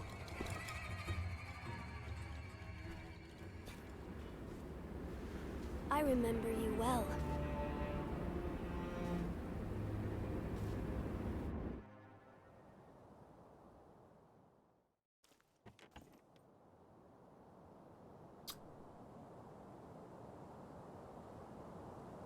So this can go one of two ways. You get to make a choice here, and both lead to different endings. I made the mistake of not breaking the code right away, right? And that puts you on the bad ending, which ends the game early. You will fight this guy. No, you won't fight this guy. You will fight 2 bosses in a row. And then that'll end the game. You'll go into New Game Plus, and because you didn't get all of the health and damage upgrades possible in your first run, you will be significantly underpowered with the new difficulty level. However, you'll be gaining a lot more experience points. So it's up to you, really. I made it through, but boy was it a pain. I'm still going to show you how to do those bosses, because after you beat the game, you unlock Gauntlets of Strength, which are like boss rushes. And there's one that covers those 2. However, we are going to do the normal thing and go on the correct path for this. You ask. You... what? A Shinobi thing? What? Alright, so Owl, he fights like you. In a while. And that's why this is a very different fight.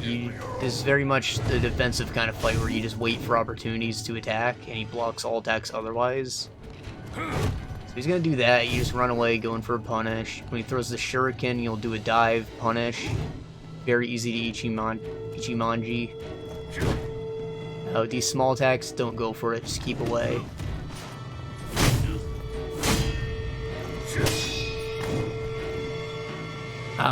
Occasionally he will throw out a little smoke bomb that'll it'll prevent you from healing, so don't get caught in that smoke cloud. However, it is very easy attack to punish, so just like walk next to him and hit him instead.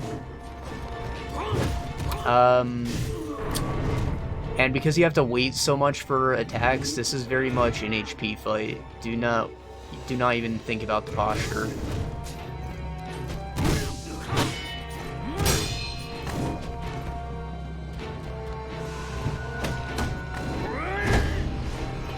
Though this is honestly the boss that gives me the most trouble in the game right now. Like, he might keep me for a while.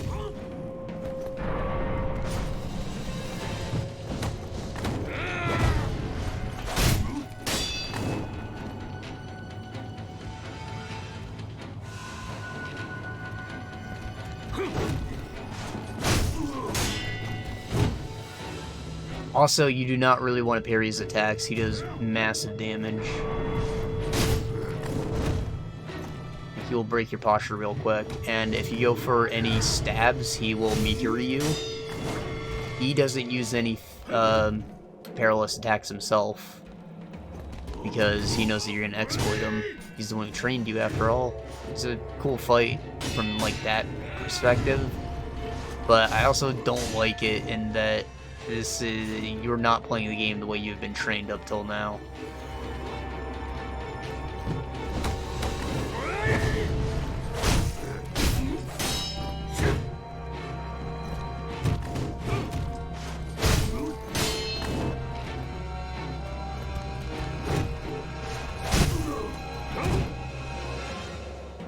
Again, it's easy to do an Ichimonji, but like damage-wise, it's not perfect. Like, it's better to just go for fast attacks until his health's kind of low, and then maybe you can get an early win with posture.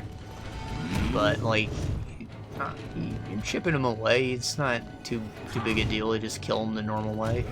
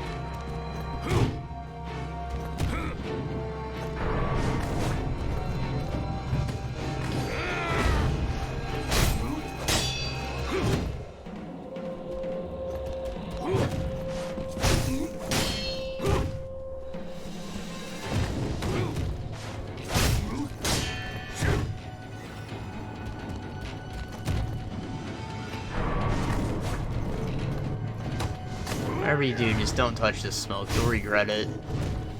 Like, it doesn't seem like I'm getting hit, but when I do get hit, I'll want to heal, and I won't be able to for a very, very long time if I touch that smoke. So, while I do usually get greedy and go for the punish on it, know yourself.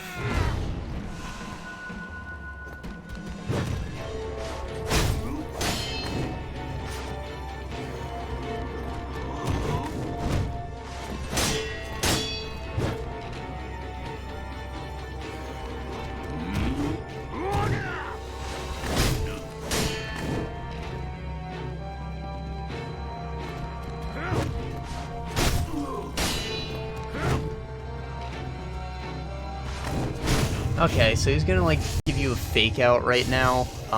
You can swing at him, and you might pull a hit off, but you also probably won't. He's gonna do that smoke bomb, which will stun you if you're caught in it, and then he'll go for one of the follow-up attacks that you can punish. Don't worry about it, just, like, try and get out of that smoke as quick as possible, because you probably won't see him coming. That's the whole point.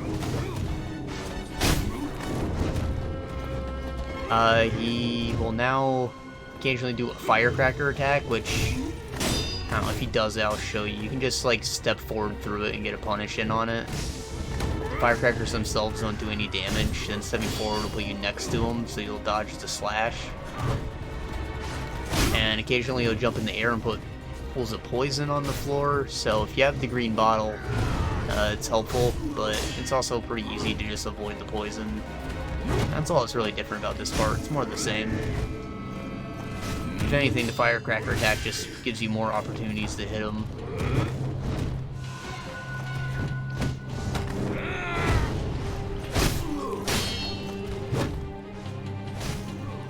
And sometimes you get lucky with the smoke bomb and he just, you know, shows up right next to you instead of hitting you with a hit. Or you run out in the way that he's going to come at you from and you get in a hit early.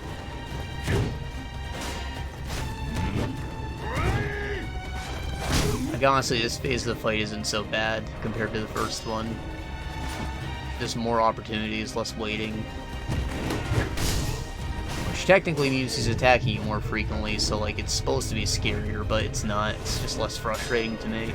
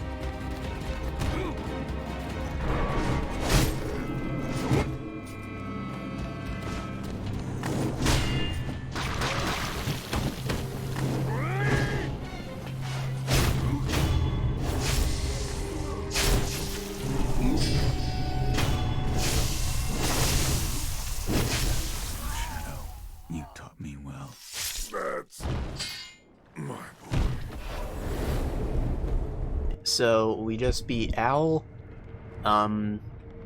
which means I can't show you the other two bosses for the Shura ending if you chose to do that. However, we do have the Gauntlets of Strength, which one of them just happens to have those two bosses.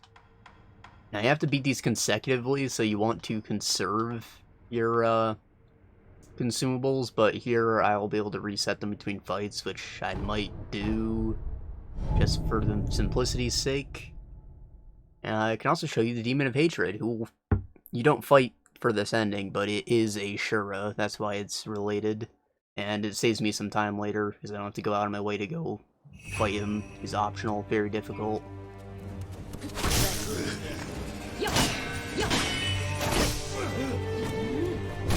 Ow.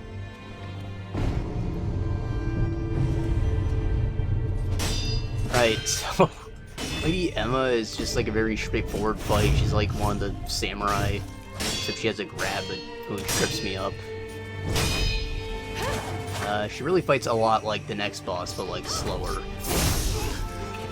And, you know, when she doesn't destroy you like that, you just want to be pretty aggressive. Like, she has combos, and if you're good at deflecting, that'll bring your meter up pretty fast. And her attacks are just slow in general, so like, just wail on her, man. You really shouldn't have to do too much to her health before she goes down.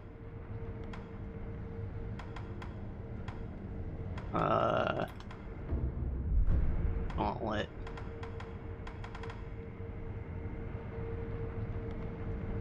I could do a reflection if I wanted. Whatever.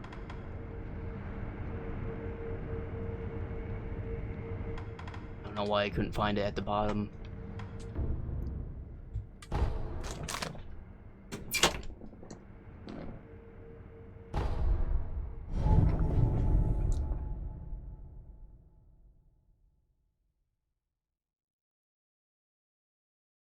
The heater off. You might notice my shirt changed. Next day. I was too sleepy to continue the other day, even though we were so close to doing all of them.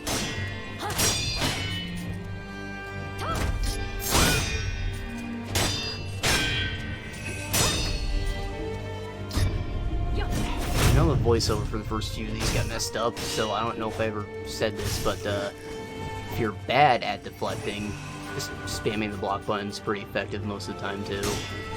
Or if you don't know the timing yet. Generally speaking, once you've got one deflect, you just keep mashing it and the timing will be like automatically correct on them.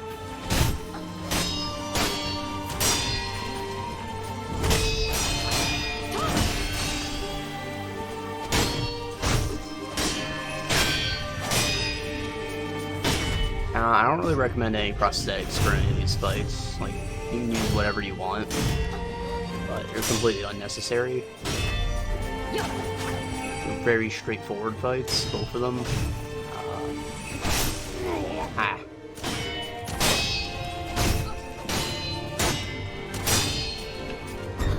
You see she leaves herself open during the attacks. That might kill me. She goes for follow-up on that, make sure you're spamming dodge to get back up. Right, so her attacks are very slow, antiquated, readable. Which means if you think that a slow attack is coming, go for a hit. You'll cancel her combo.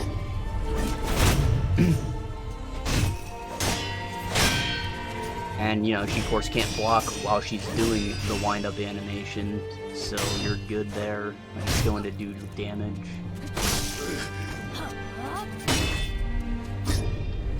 But again, health isn't really a concern, so if you want to play safe, to save your flask for Isshin, the next guy, don't even worry about it. Just do the trip, bro. A slow attack, I had time to do an attack and a counter.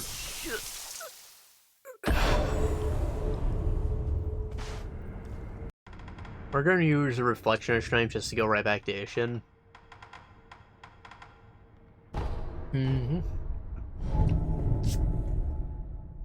So he's basically just going to be more Emma, but a bit more aggressive. So by fighting him, you should find yourself getting better at fighting Emma still. The experience will carry over. I never did. And back when I did this, I got through Emma without even getting hit. She became that simple compared to this man. So when he goes in for the charge attack like that, just run away and then come back in, punish it, Ichimonji. It's pretty simple. His attacks are pretty slow, so it's not a bad idea to just keep wailing on him like before. And, you know, go for parries when you can. That's a sweep. I just stood there and took it.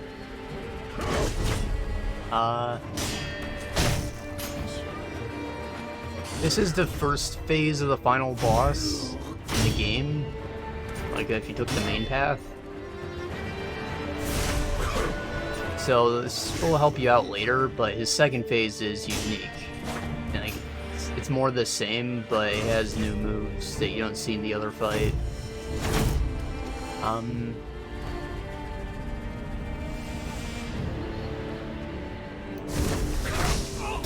know if I ever mentioned this, but since I don't recommend any prosthetic tools for this fight, the sugars. I don't know if you've been using these, you've probably stockpiled a ton of them. The Akko sugar's alright, it's a small damage boost. The Yashiriku is just better, but it cuts your vitality in half, so it's too dangerous in my opinion. Generally I just go with the Ungos, which is a defense boost, and it's pretty significant. I think you take like half less damage or something. If you fought the headless enemies, you will have these as items that you can use at the cost of spirit emblems. So since we're not using prosthetics, you use them on these. It'll help you space out your flask usage. There is a small animation, but this guy's like, you know, he's predictable. It's generally safe to use it when you just put a little distance between you. Also, right when the fight starts is a great time to pop it.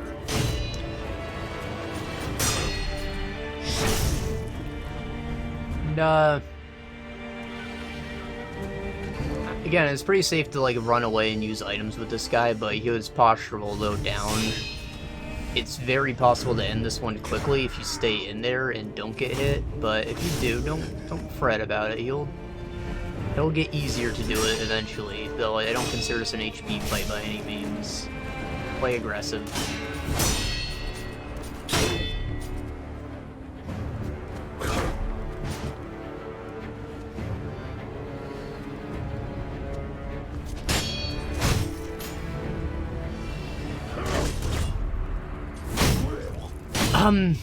He'll go for his own Ichimonji double sometimes too, which you just sidestep around and then you can start up your own, punish it very easily. There it is. Yours is actually a little faster than his, so if you see it coming as soon as it starts up, you can start up your own and cancel his with yours. Don't even worry about dodging, though it's easier to just dodge. Less risk, you'll get hits in. And yeah, he's probably going to block the second hit, but it still does significant posture damage, which is why the Ichimonji is so good.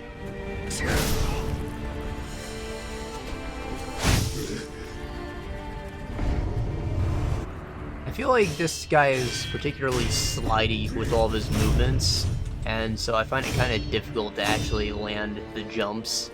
And even the Mikuris are difficult. I usually just slide right past him when he starts moving. It's not a big deal, because if you miss, you can just punish him afterwards. As long as you don't get hit by the attack, that's the whole point.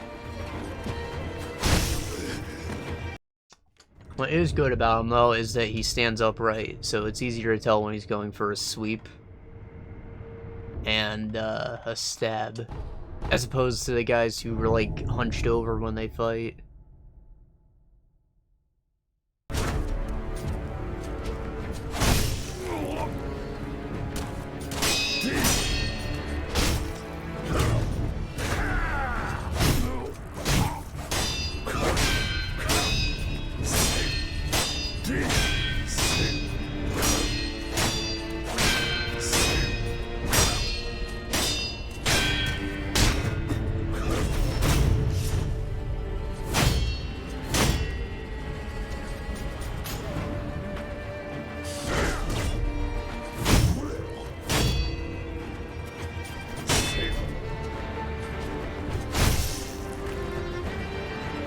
another thing that's great about the Ichimonji is that it restores your posture, so if you're stuck in a loop of just staying in there like that and you've almost gotten down, try and find space for an Ichimonji, and you'll be able to get yourself in there and get the job done.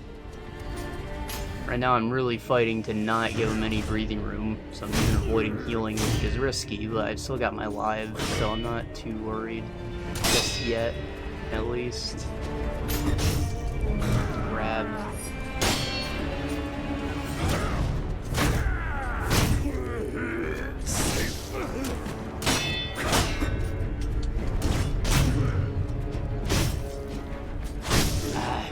Remember how I said the Ichimonji is a quicker attack when you've used it in the air? If you go for a bounce counter like that, that might kill me. Ah! If you go for a bounce counter, and you activate Ichimonji, that'll be a great counter, obviously. You've got space for it. I'd mentioned that the aerial attacks are kind of useless before, so that's just... it's what you should actually be doing. So you very well might miss because of positioning. You'll be right on top of the guy. Alright, phase 2. This is more of the same, but he'll have additional fire effects on some of his attacks. And all these patches on the ground will become fire traps occasionally.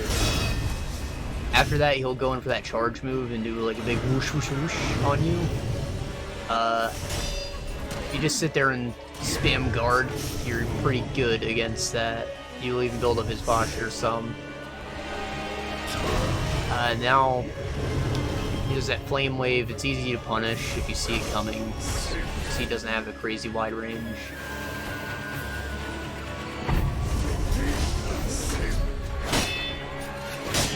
Wish it wasn't so much work to get here, because I'm making mistakes of explaining things again.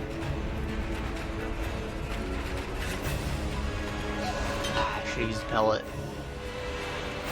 Now,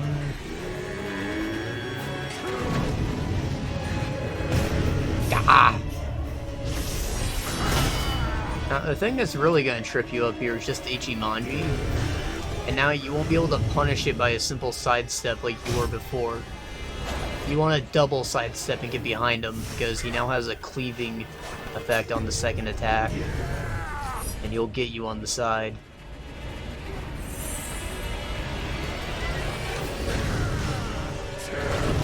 Ah.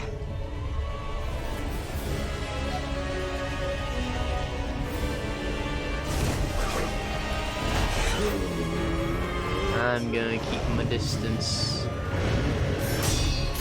So, does that. I missed the timing on it, but that's generally pretty easy to block that final attack too, and then it leaves him open for something big if you want to pull it out.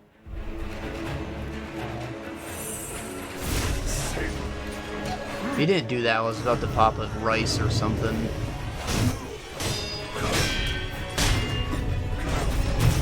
Now, Ichimonji's already something you don't want to run backwards for because he has a big forward step.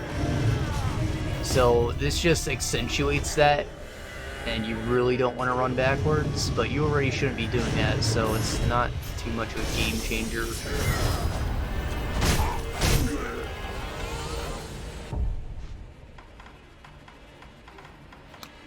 Also, that move you just used, I believe you unlock it for beating this ending.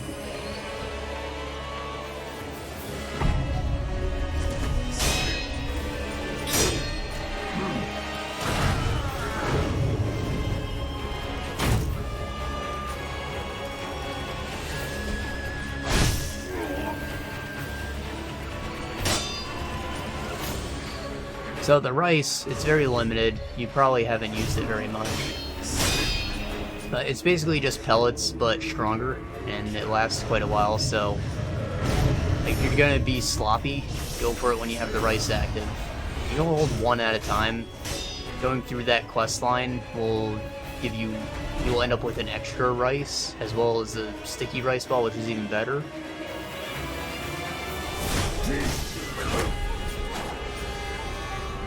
But if you run out, just go back to the Divine Child who gave it to you, and you can get more. Eventually your stomach will start hurting and you have to trade persimmon to get more. but that's really not bad.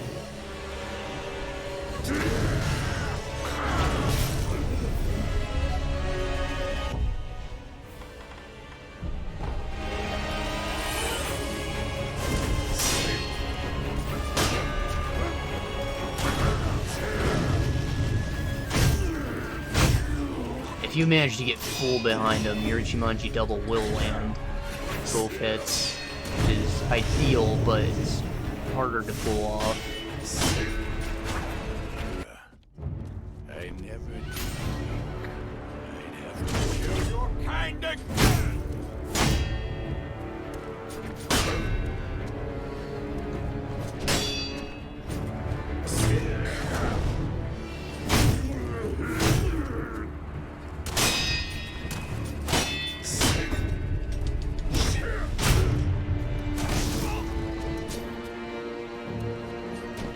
Oh, as you see, I'm making a lot of mistakes. Obviously, if this was your first run, you would not have max stats. You probably only have like 8 healing gourds. There's a bit less wiggle room for you, but again, he's very forgiving. Like, you can just hang back and use items whenever you need them. And so, if you have like the Divine Grass or the Jizo statues or the Rice, use them. This is the last fight in your run. Like, you're gonna get them back the same way you got them the first time in the next run. There's no reason to not use them. After you've gotten some practice done, though, don't waste them. Obviously, because they're very limited, but if you feel you got a good thing going, go ahead.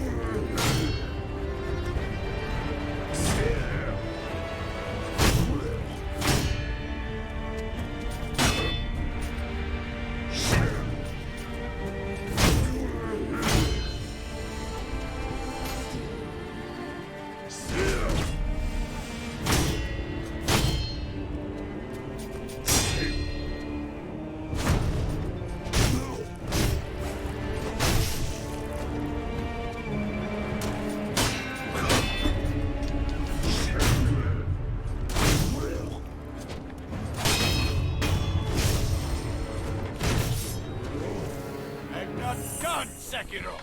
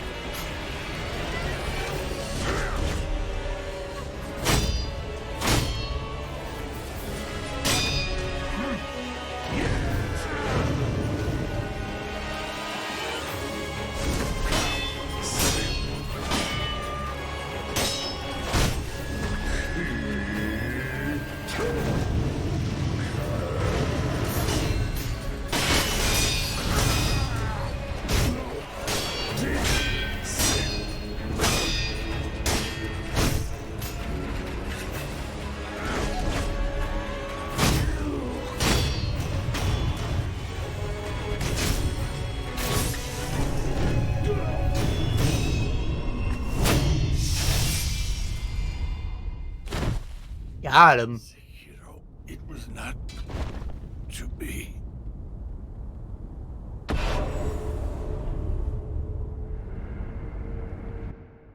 You made your way onto the path for the Severance ending, and you found yourself back at Hirata Estate. You fought your way through that bullshit fight just outside here with Juzo the Drunkard, and then Shinobi, as well as the archers, and boy, wasn't that a pain. I'm still not good at it. I got done my first try this time, but like, boy am I surprised that even happened. Anyways, this is Owl Father. I think he's a bit easier than the original fight, right? But he's still difficult. Again, this is just like Lady Butterfly version 3 now. And you can talk to him, or you can just go right for a hit if you want to try and one-take Jake this. This is another one where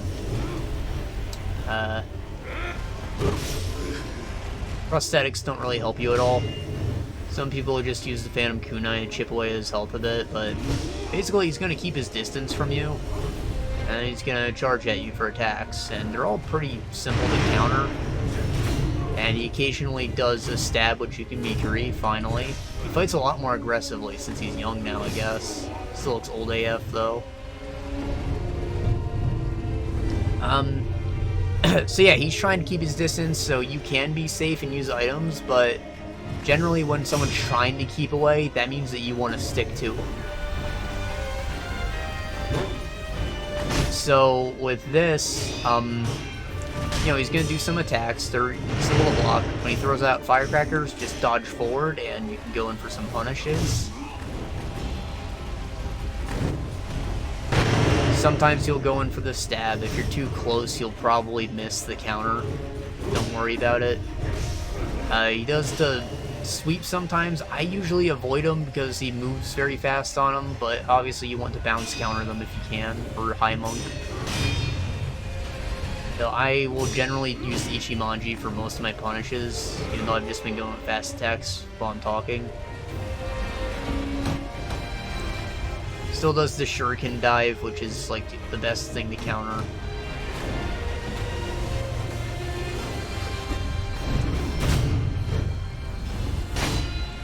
And what's also great about this guy, his attacks are all really slow, and he flinches every time you hit him.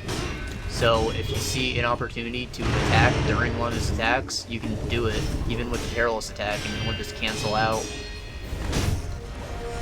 Then you kind of wail on him to get his posture up. This is definitely a posture fight, but it could also be an HP fight. Like, it's very in between. Depends on your luck, what moves he pulls out.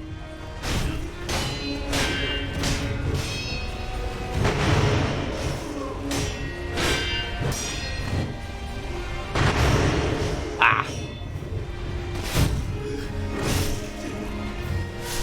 His positioning, I don't recommend fighting him against the wall, because stuff like that will happen. And of course, he still fights like you, so if your posture breaks, he will go in for an execution. Where other bosses just, you know, continue to hit you as normal and you'll probably survive. It's just phase 1 that you have to worry about with this guy. Phase 2, he does the stab move a lot more often, so he kind of just feeds you the counters, and it's really simple. He does have different moves, but he's overall easier to dodge in the second form, so, you know, don't be too worried about getting messed up in this phase and using all your heals or whatever. You won't need too many of them.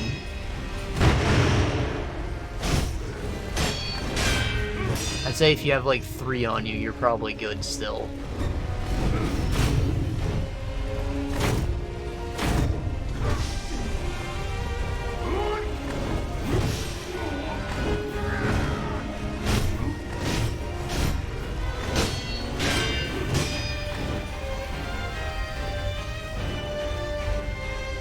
You very often will find yourself fighting him against these statues, and that's fine.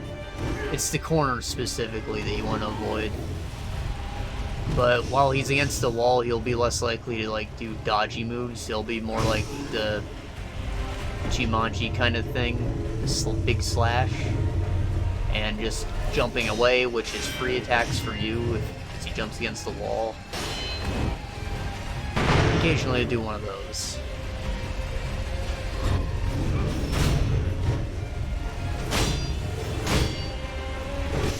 Now, what's very dangerous about his Ichimonji is he can correct it based on what you've done, so you don't want to just sidestep it right away or you'll turn it into a spin attack. You have to wait until he actually starts moving in for the slice before you dodge, and then you can punish it. So, like, be very patient with that move. I've only seen him do it once this fight. There it is.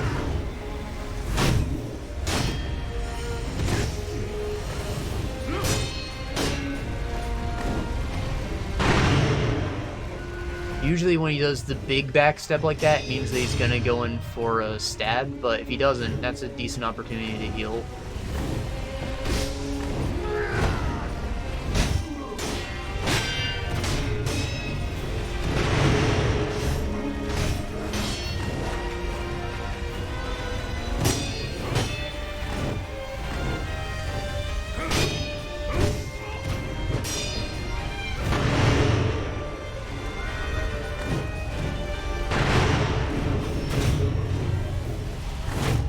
I avoided it.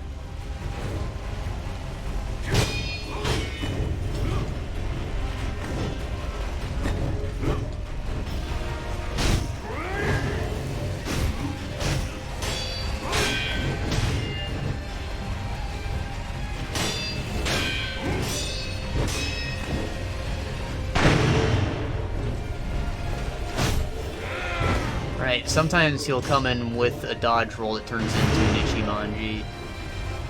It's really the same practice as the other one. He still does the spin move if you dodge too early. But it's like really easy to avoid, especially. So you kind of want him to do that attack.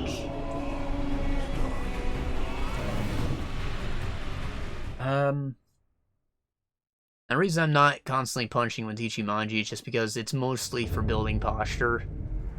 The damage on it is a little better, but like you still have to like risk yourself, and you might get more attacks to actually land if you just go with fast attacks.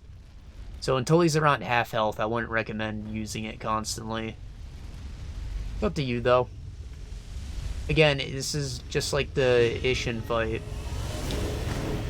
You can stick in there and make it happen early, but this is still, you want to cut down his HP really. Be patient.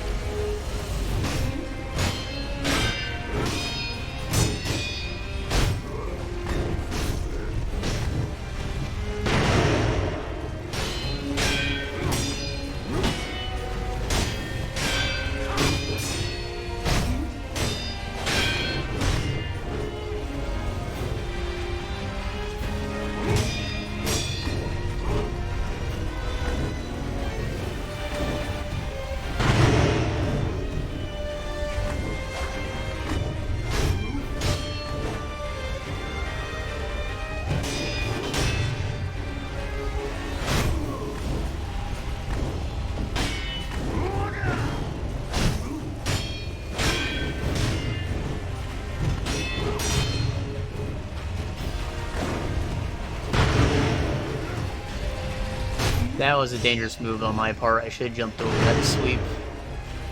But it worked out. Generally, dodging forward avoids most of his attacks.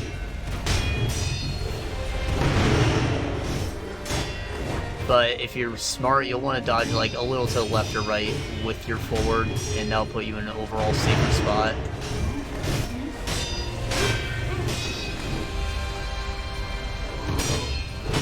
Because of the, like his stance and the shape of his sword, like the hitbox for it is only on the blade, and he's already hunched forward some, but the hilt itself you don't have to worry about it touching you when the animation swings through your body.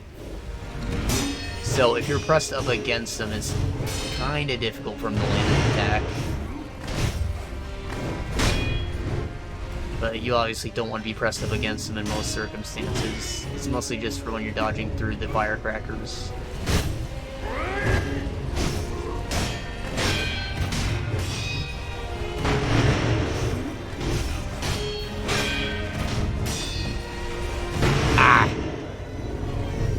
I jumped. It's a bad idea. Sugar. Yes, please.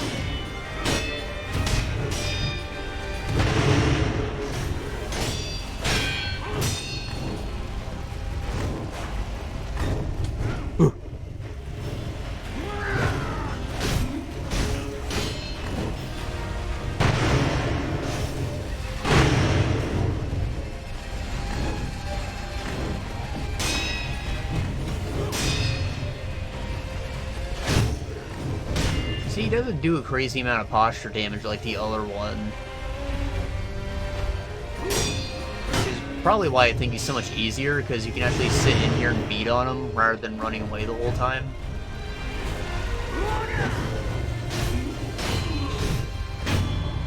Alright, now we're on second phase.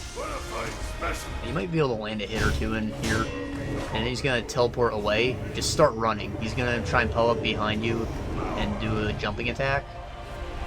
And when that happens, you might be able to land, like turn around and land a hit. But you probably won't even know where he came from if you're running like I was. So, like, just don't worry about it. Then it's back to normal, business as usual. I think he has less health in this phase. It might just be me, like, getting in more hits.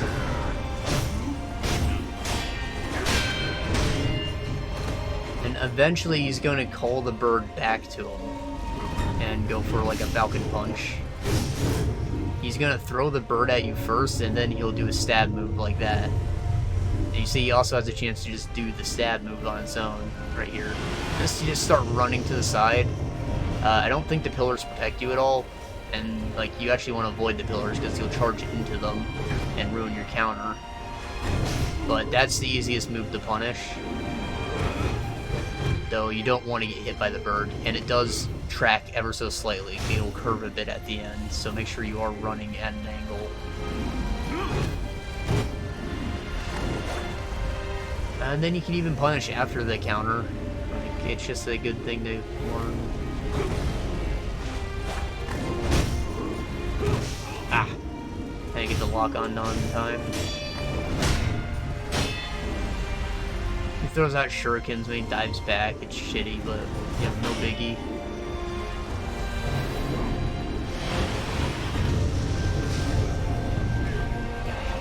If you put too much distance between you, of course he's not gonna land the stab either.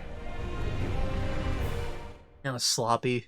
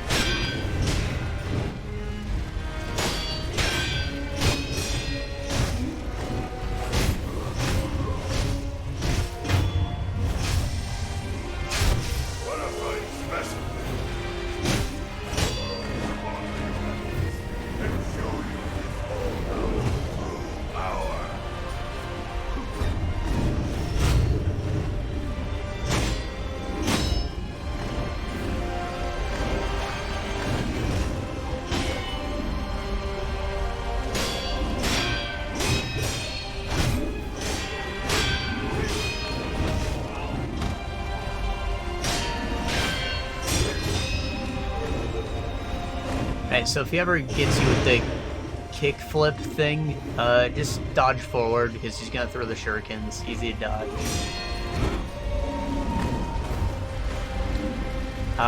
You see he kind of fades out into the owl universe pretty often, so its stamina meter's gonna go down pretty often. Like, it's gonna tease you a lot, so do not feel like you were going to end this one early with the posture meter. You really are gonna have to take down most of his health first before it starts to really stick for him.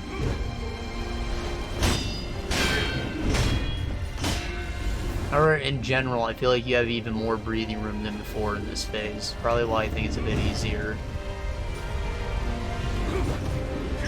It's just getting the dodge right on the Falcon Crunch that you have to worry about. But even that's not so bad. Ah.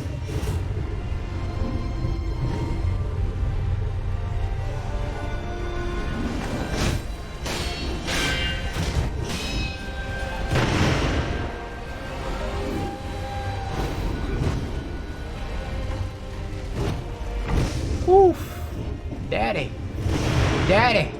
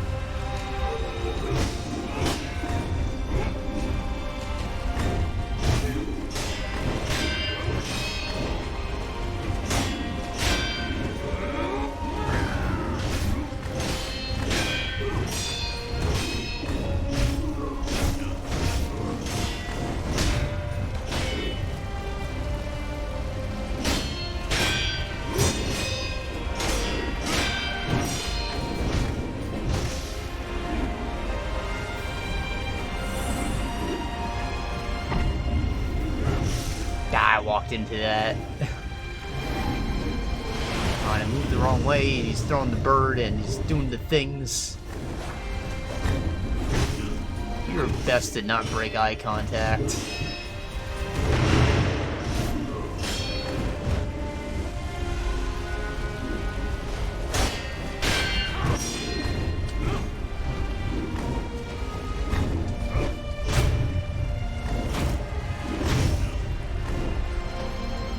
Getting a little greedy. Always.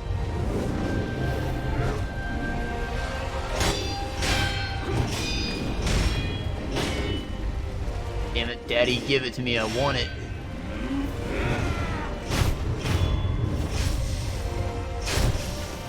Alright, now he's down. See, it really wasn't so bad. Again, an exercise in patience. I didn't even burn through all my resources. Plenty of breathing room, though it pays off to be aggressive. I think he might be my favorite fight in the game, and that he's sort of a hybrid of the two fight types. And both strategies work out for you.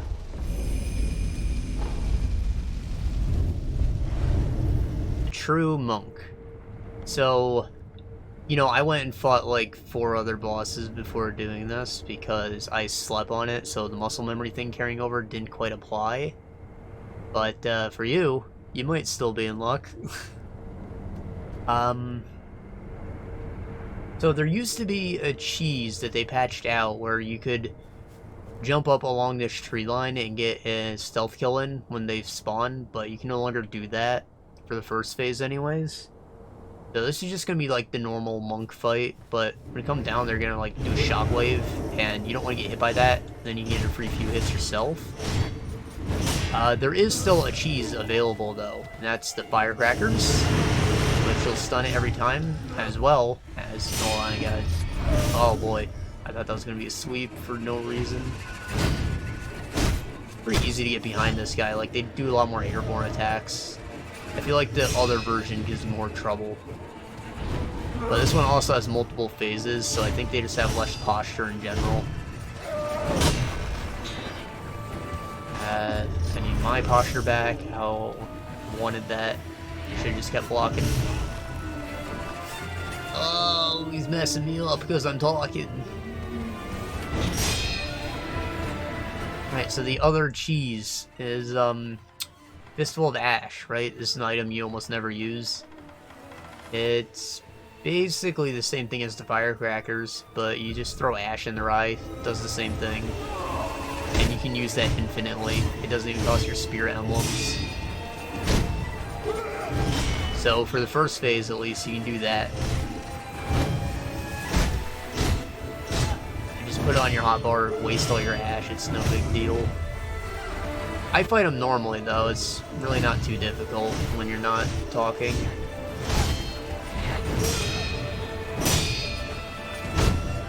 I think you saw how many stab moves they threw at me. You can take care of those easily, going for an Ichimonji afterwards. You can jump, bounce counter that.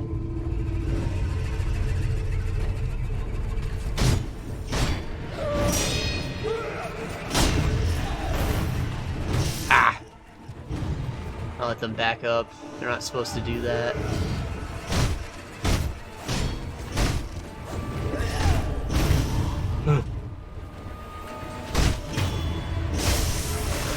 Alright, so this phase, they're gonna summon like shadow clones to fight you, and it's gonna be kind of confusing, and they'll jump up in the trees, so you're not even safe up there.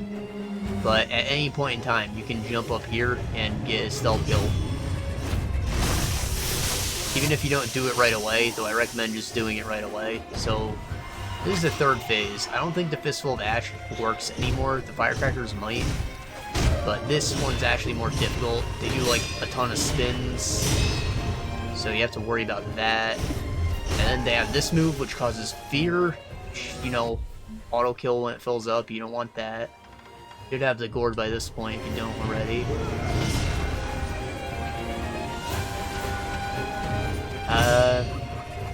Yeah, you're gonna want to keep your distance from this one, really. It still does all the usual attacks, but when it goes in for like the big spins, they'll usually break your posture, so you don't want to be around for that.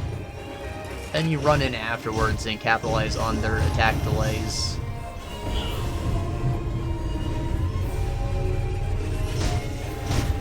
And when they do this, if you see it coming, you can run to the side, beat on them.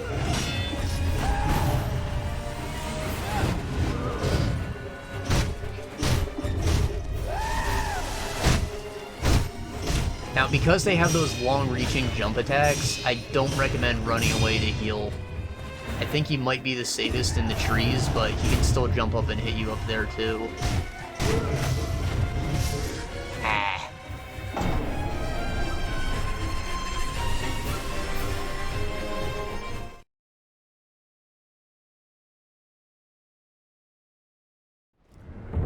As you see, we almost had him in one try.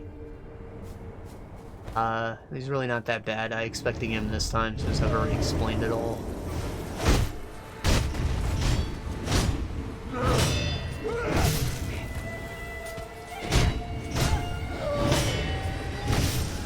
Oh, that tree is like really awkwardly placed.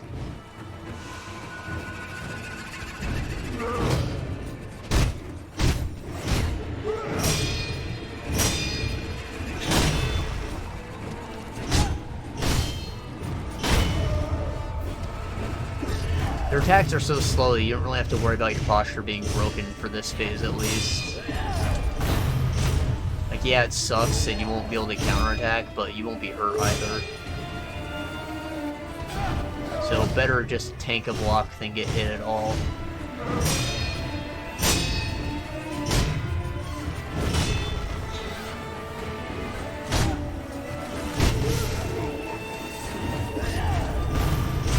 I'm not even gonna bother healing because we're about to get 2 executions, which the passive skills will give me most of my health back from them.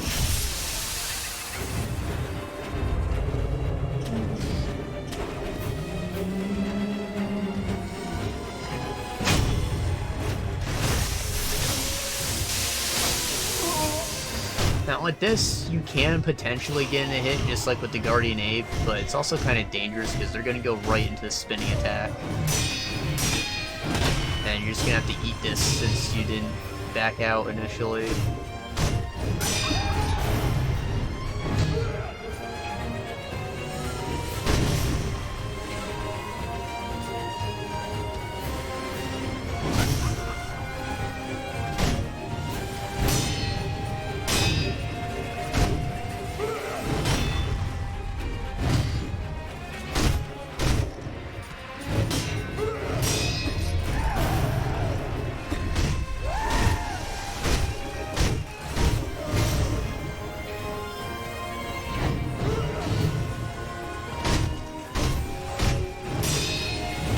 Also, I might be talking out my ass here, but I think the bugs don't like fire. So the flame bit might be useful. I haven't actually used it before. On this guy anyways. Nah? Yeah, I'm full of it.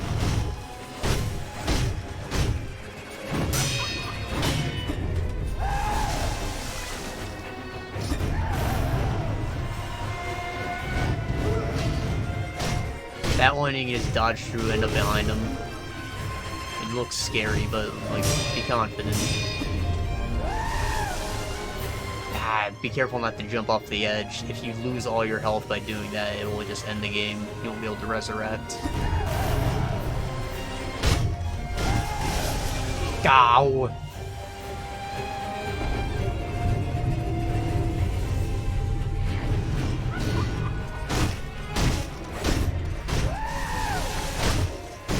I'm not gonna lie, this phase gave me a lot of trouble when I first encountered it.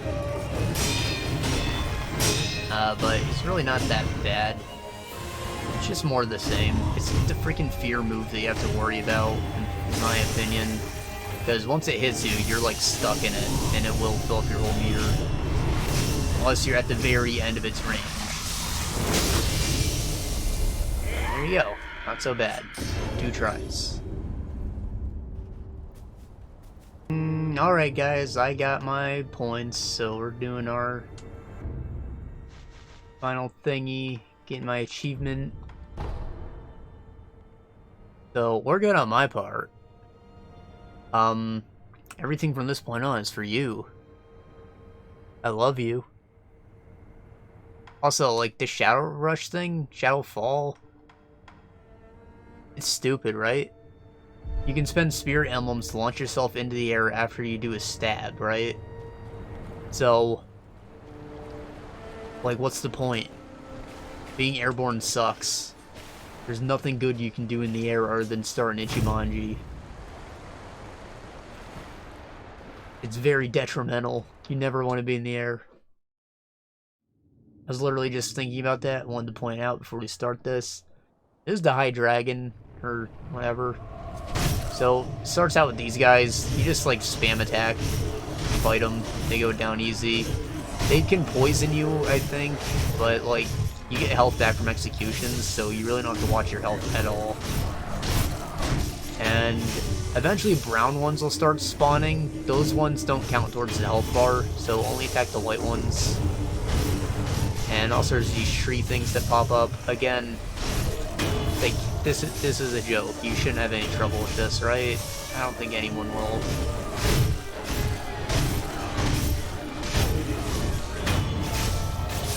You just kill them, heal, you don't have to worry about anything else. If you have like the spin move or the Mortal Blade, it can help you attack multiple at once. I don't even bother with the execution sometimes because it's just a time waste at a certain point.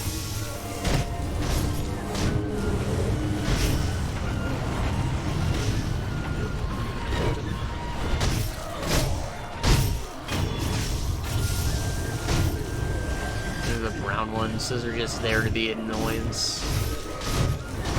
But you don't have to worry about fighting them. I think they go down in 2 hits rather than 3. So they're a little weaker at least.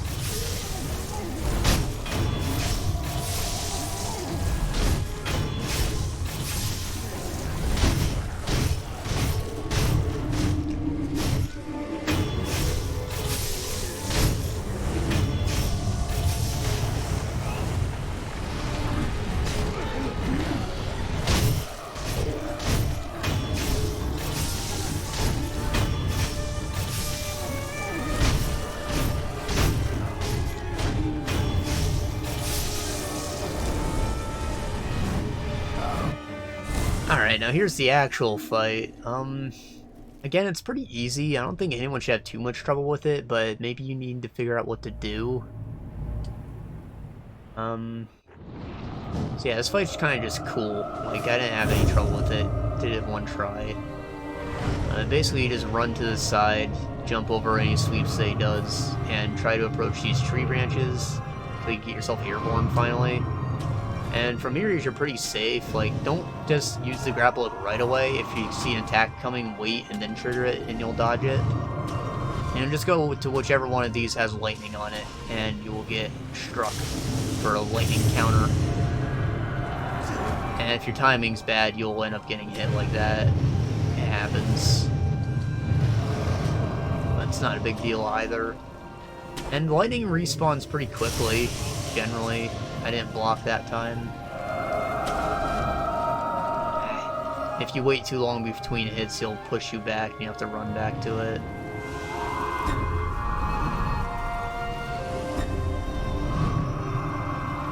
You should only have to do this like 4 times. Sometimes lightning even comes back to the same spot. If you aren't locked on, you might miss, which is kind of frustrating. Honestly, everything about what we're doing right now is sloppy compared to how it should go for you.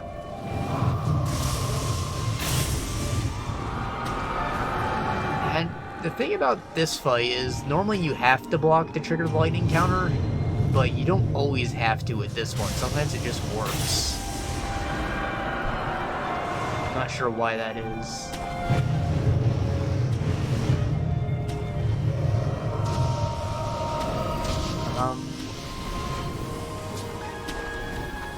Right here, right? Yeah.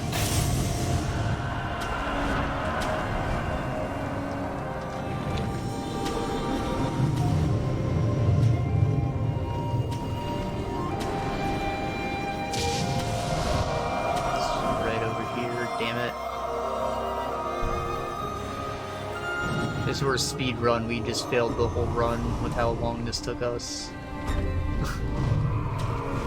It technically is a speed run the way I've been playing. So once he's here, he's gonna like push you back automatically.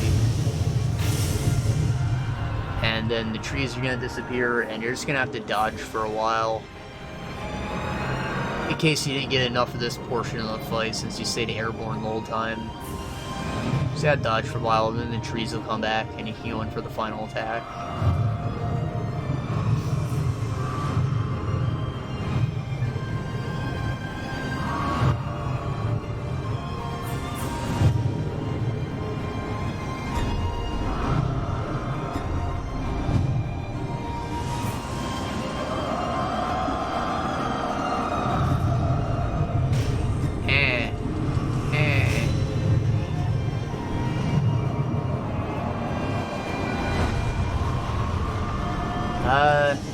So how about those fish samurai, huh? Weren't they exactly Genichiro, like I said? Doesn't that have interesting story implications as to what Tomoe actually is? Because you never saw her. She's probably a fish dragon lady. So you can, like, grapple up to this, but sometimes that breaks the execution. I don't know if he ever gets back up, but that would be really rude if he did. And that's all you do for this. Really easy fight. Also, the carp before this, I think you can fight it, but, like, don't, because it's just really shitty. There's a feeding ground you might have missed, like, in the hut on the way here. Go there and feed it some bait, you'll poison it. Its body will wash up where you fought the guardian ape. There's an achievement for it, but again, it's not really a fight. I have no idea how to trigger the actual fight because I've tried to hit it before just for the fun of it. Alright, so the Demon of Hatred. Make fun of me if you want. I don't want to fight this guy. I will show you what fighting him is like to show you why I don't want to fight him. Basically, you see how big he is? None of that is hittable. Only his freaking ball sack down here is hittable. And because this like floats above the air like it does, your attacks don't necessarily land 100% of the time. Now generally, if you just stay behind him and underneath his legs, like stay behind one of the legs, you're pretty good to not get hit for his first phase anyways. His attacks take about half your health bar. So, you don't want to get hit. But again, it's not too hard to not get hit for the first phase anyways. It's the second and third that are an issue. He starts to pull out more fire attacks. With that charge move, it doesn't tell you it's a perilous attack, and again, with this hitbox being so jank, you don't think it would work, but if you just jump, you'll completely avoid it, even though you will see yourself go through his head. You don't want to parry this guy at all, it's completely ineffective. Also, his posture doesn't go down at all, so that's good.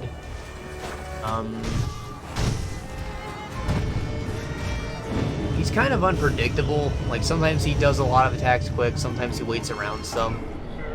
I think that generally you do not want to, like, start Ichimonjiing or whatever, because that's when he'll start attacking fast again, right? So really it's just kind of a spammy fight. Just spam the attack on him until it goes down.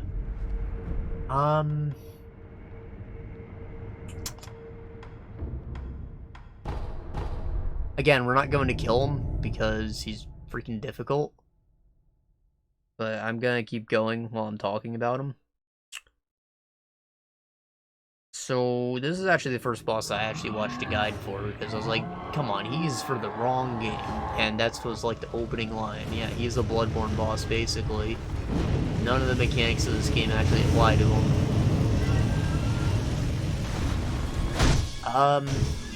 However, this is one boss I've actually seen a lot of people recommend the Umbrella Shield for, which isn't very common. But I've seen it used to great effect.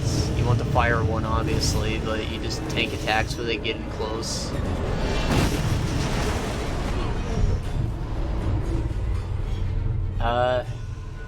Also, there's one of the prosthetics, this finger whistle. So we didn't talk about these at all, but each one has a unique effect.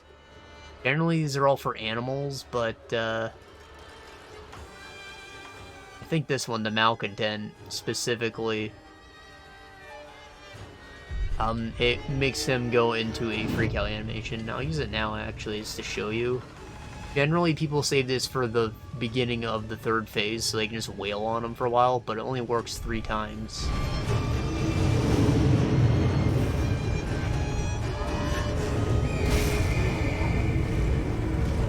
Did I mess up? Is it the wrong moon? No, it worked.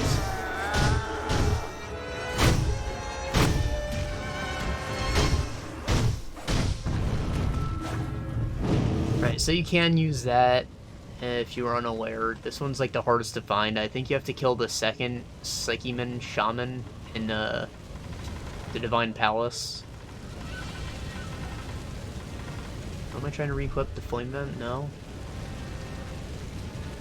What am I trying to re-equip? The Firecracker, maybe? Gherkin? Doesn't matter. So yeah, there's 3 phases of this. He has a lot of health. His attacks are difficult. Eventually he starts covering more ground with them. His third phase is more of the same, but it just like does more AoE attacks and stuff to keep you from just staying under his legs like you do with the first phase. And again, that's the easy part of the fight if you just spam the malcontent whistle. But I have trouble even getting to the third phase. He's just not a fun time. So what I'm going to show you how to do is the cheese for him, actually. I think they tried to patch out part of this, but they just didn't do it all the way. And, you know, I'm okay with this being the solution because it's kind of difficult to pull off as well. Basically, you're going to beeline for right over here by this tree. lock onto him so you know when he's coming. Eventually he's gonna charge at you like this. And now you're gonna run away, stay close to this wall, and he'll get stuck on this tree over here. And now you're free to do whatever you need to do. So, as you see this tower, it's kind of lopsided, and this edge right here is a bit lower than the rest of it. So if you double jump and you hold grab, you will like kind of zoom up to it. And I think either looking away from the ledge or looking directly up helps for whatever reason. I guess the vector for grabbing is based on your camera somehow. But just stick to the far side of it and it'll work out eventually. Yeah, take some timing. Sometimes your jump doesn't get the full height for whatever reason. I think a running start helps sometimes.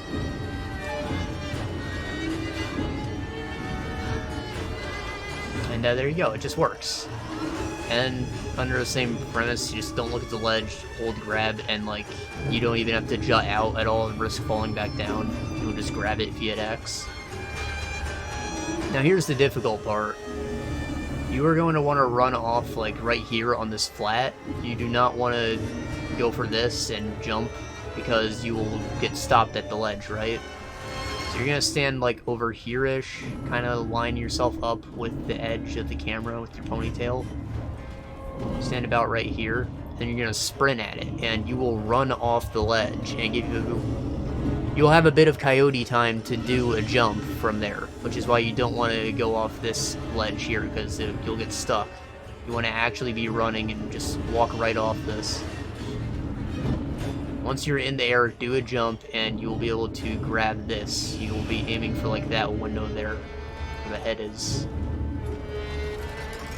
And it's very difficult to pull off on controller, because you have to quickly slide your finger over from B to A, so you can jump. So if you're playing on PC, I recommend switching to the keyboard for this, where you hold shift and E to grab, space to jump. Your finger's on all the necessary buttons already. And this takes practice, but I've gotten it down pretty decently well. See, I messed it up there. I think this is easier on the controller for some reason, but that jump specifically, I go to the keyboard.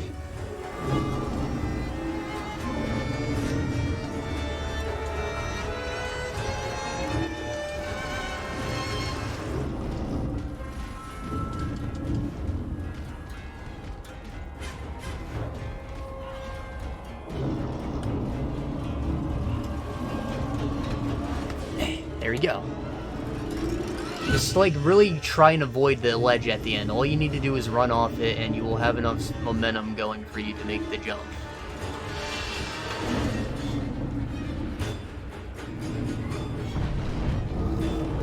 And you just stand over here at the corner. He might be able to reach you with some of his jumping attacks, so hold the block, but he'll just, in time, walk right off. And there you go. And you do get a damage boost for fighting him, so that's a freebie. I actually need to go back in here to grab the prayer bead, so it helped me out getting the final health upgrade when I did this.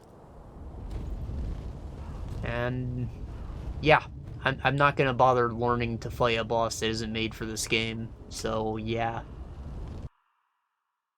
Alright guys, it has been like literally 2 minutes since I fought the Divine Dragon, because I just ran all the way here. It's a really short walk. And we were about to fight the final boss. I didn't actually rest. So apparently I don't have my gourds back. I'm gonna need him. He's not a cakewalk, but he's not as bad as when I first fought him. He got better at it.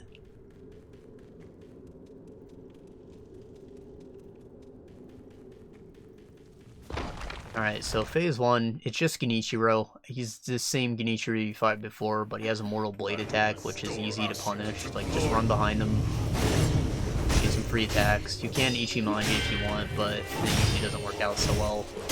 And then you just, like, never stop attacking. Like, if he tries to run away, that's when you'll get hit. You know, use a bow or something. But generally when he pulls out the bow, you just hit him and he'll drop it. When he goes in for the jump attack, he'll either do a sweep or a stab. So, like, don't keep spamming for that. Just know when to stop attacking and wait for him to see what he's gonna do. He might not do anything at all. Generally, you should get through this without even taking a hit. He goes down really quick.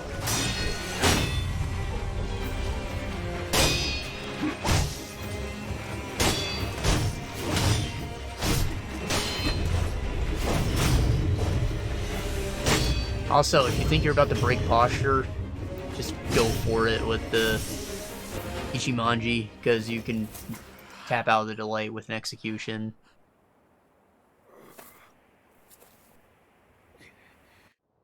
Alright, now Isshin. So right away you have an opportunity to use an item, maybe two, then go in. If he starts running from you, you can get in some free attacks, or he'll do a charge move, which is fine. When he goes in for the stab like that, you can take the hit, you don't have to block it, he'll be fine. He's just lining up a stab, which is what you actually want to worry about, but, you know, Mikiri, punish this every time, just like before. And just stay in there, really. These attacks are slow, he does the 1-2, then you can attack him a few times yourself, prevent him from doing anything. He does that, you just run behind him, free attacks. After any counter like that, do this, and then he goes in for the 1-2, which you can parry easily. I messed up the first one because of the double, but we're good. Just back up, punish. You can get through this phase really quick too, just like Genichiro. If I switch to the gourd. Ichimonji, just counter it with your own just like before. This is actually going a lot easier than the original Isshin that we fought earlier. This one's a spin attack. You can either run away, but the range is pretty big, so if you're already close to him, I recommend just waiting a second and then jumping on his head, and you'll avoid the whole sweep as well. So it does not counter it.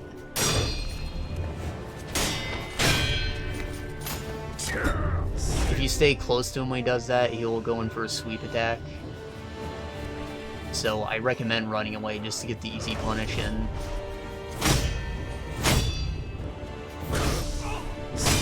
We let his whole posture reset, because again, we're talking one sloppy.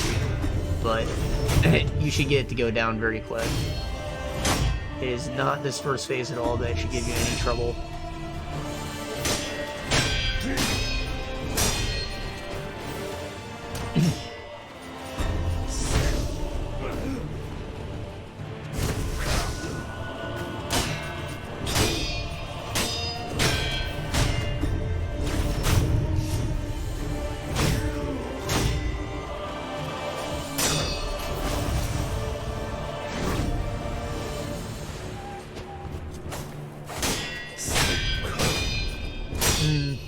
Now, some people recommend using the umbrella for all those big sweepy attacks.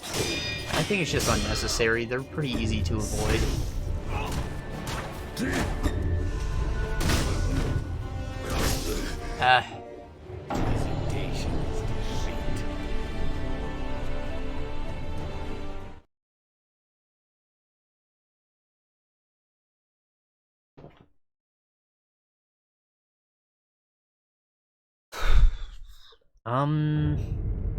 With this first phase, it's easy to run away, use an item, get your defense boost back up, so make sure you always have it up. The second phase is going to be a lot more difficult, though. I will restore Ashina to glory. And get up to him in time. He does 2 attacks on that if you're nearby. Ah.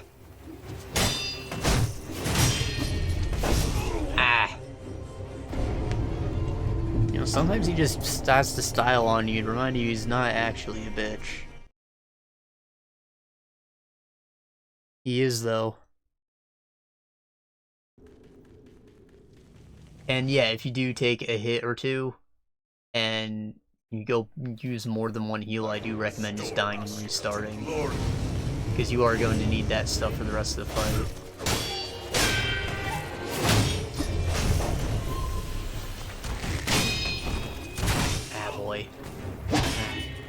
So another thing that's kind of shitty about this arena is all these freaking foxtails or whatever they're called.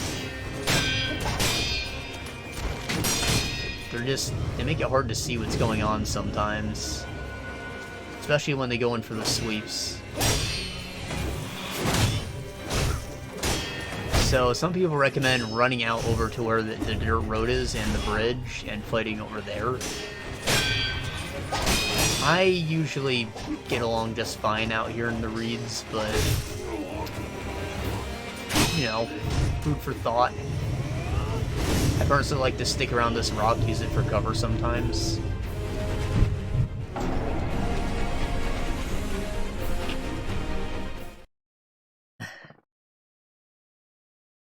It's getting kind of late. Early, I guess, since it's the morning, technically. This is the last thing we're doing, and then we're going the frick to bed. And I'll edit this tomorrow.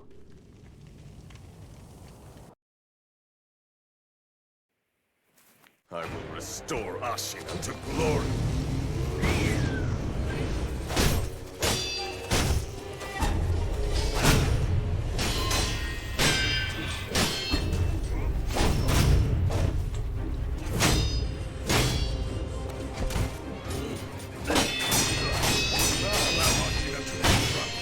Usually a stab at the end of the combo. Sometimes he doesn't do it, but he usually does, so be ready for it. Do not start attacking again just yet, or you will miss your opportunity and probably get hit. Which happened to us before. Watch this cutscene every time, it's skippable. Hit the start button.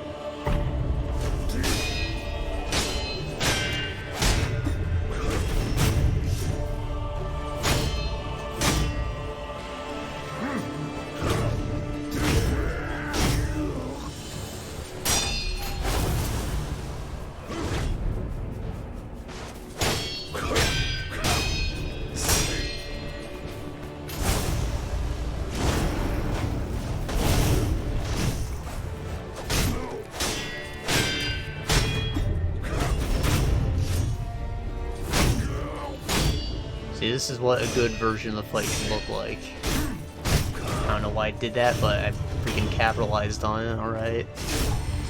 Okay, so now he's gonna try and pull out his spear, so just wail on him a bit. Once he does this, if you think you're good, you can jump on his head to avoid that sweeping attack, otherwise back up and use an item or something. This, just step to the side and then you can go in for a punish. When you run away, he will always dive at you, which it makes it kind of dangerous to heal, so this rock is your best friend. He has a gun now too, which is just like, it builds your posture. You don't, it's kind of annoying really. He also has keep away attacks where he backs up. You're going to want to chase him for all of those. You want to stick to this guy. At the end of the big combos, he always does a stab, it's never a sweep. I don't think, anyways. The issue is with the big combo, if you try to parry all of it, it will break your posture, so you have to dodge at least one of the attacks. And when he does like just a small back step, he's going to pull out the gun and go for a stab, so be prepared for that.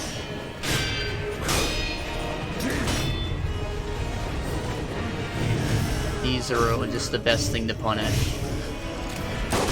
Yeah, that one. Just going for the stab.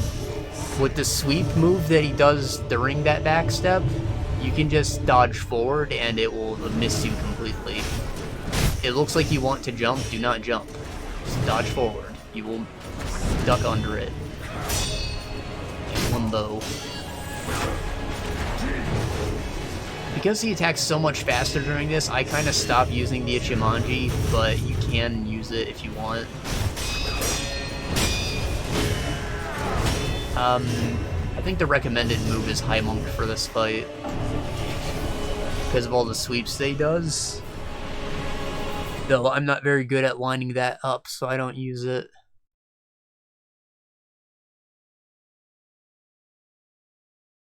And You know, the first time he comes out, it's going to be very scary. You're going to want to keep your distance. He wants you at a distance, so, like, do not do that. Just gotta get in there, stay confident, and just learn the moves. You'll know exactly what to do with each set. He only has a couple different combos. Restore Ashina to glory.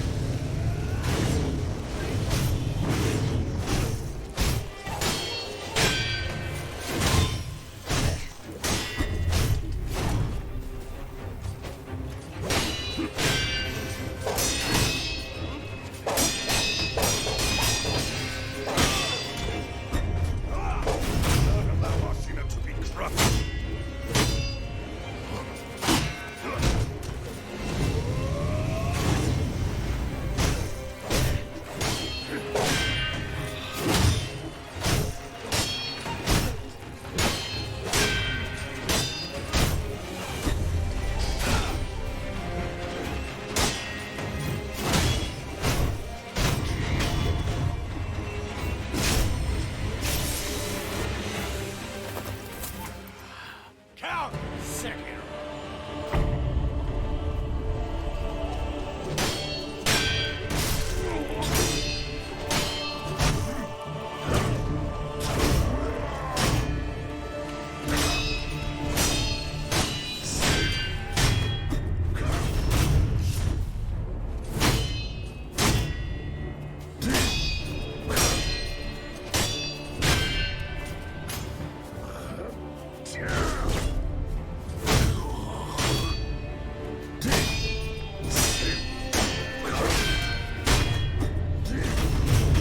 And roll right back. Isn't that great?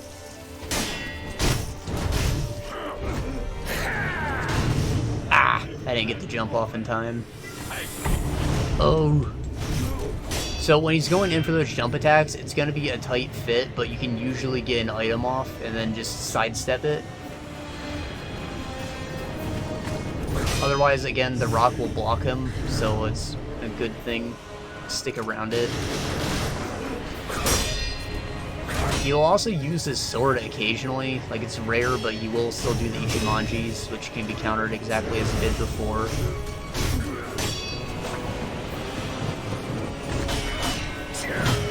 There's the combo, doing a big sweep, which jump on his head, punish. That one has even bigger range than with the previous form, so you really don't want to run away from it. Just jump on the head every time. Damn. Should have sidestepped that. Flag spike. Wee.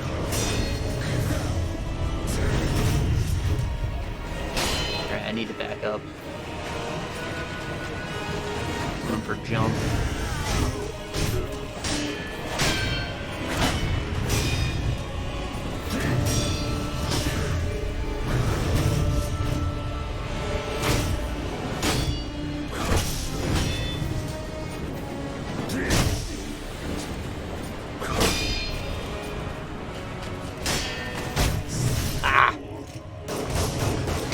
I don't always remember to do the forward dodge.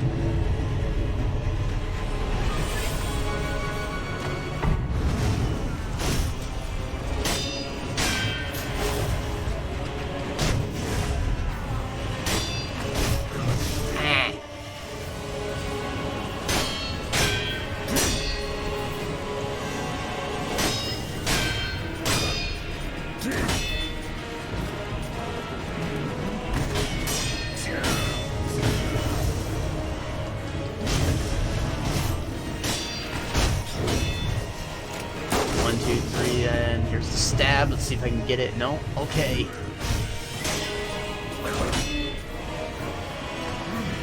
Oh! I got stuck on the rock.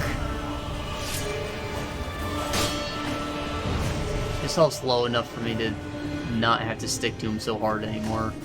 His posture isn't regenerating. Alright, so we're about on the last phase. This is more the same, but now he has lightning attacks, which means lightning counters. It's actually a lot easier because these stun him, and you can wail on him a bit. And obviously, you have to practice lightning counters because they don't happen very often, but otherwise, you should already have all the muscle memory if you mastered the second phase. So, you know, the lightning counter is just freebies for you. He also does that sometimes, which is very long range, just dodge it, run away. Does go through the rock, do not try and use it for cover. Otherwise, the lightning works for me, boy!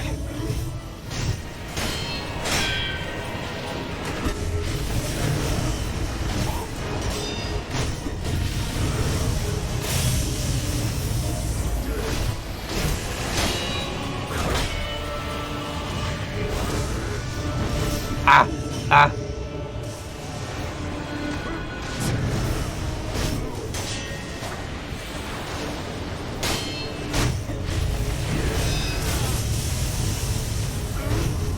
We control the lightning, baby. And there you go, you beat the game.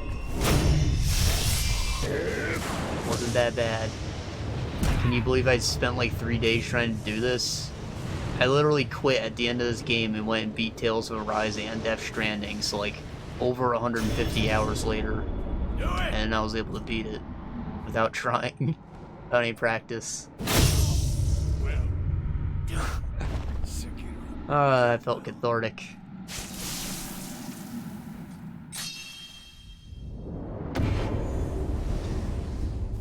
And, that's it. As you see, I died a lot during these guides, but you know, that just means that I'm bad, and that's okay. Not everyone is as high skill as you think you are. So these are strategies that work for people of normal skill. And, yeah, hope it was helpful.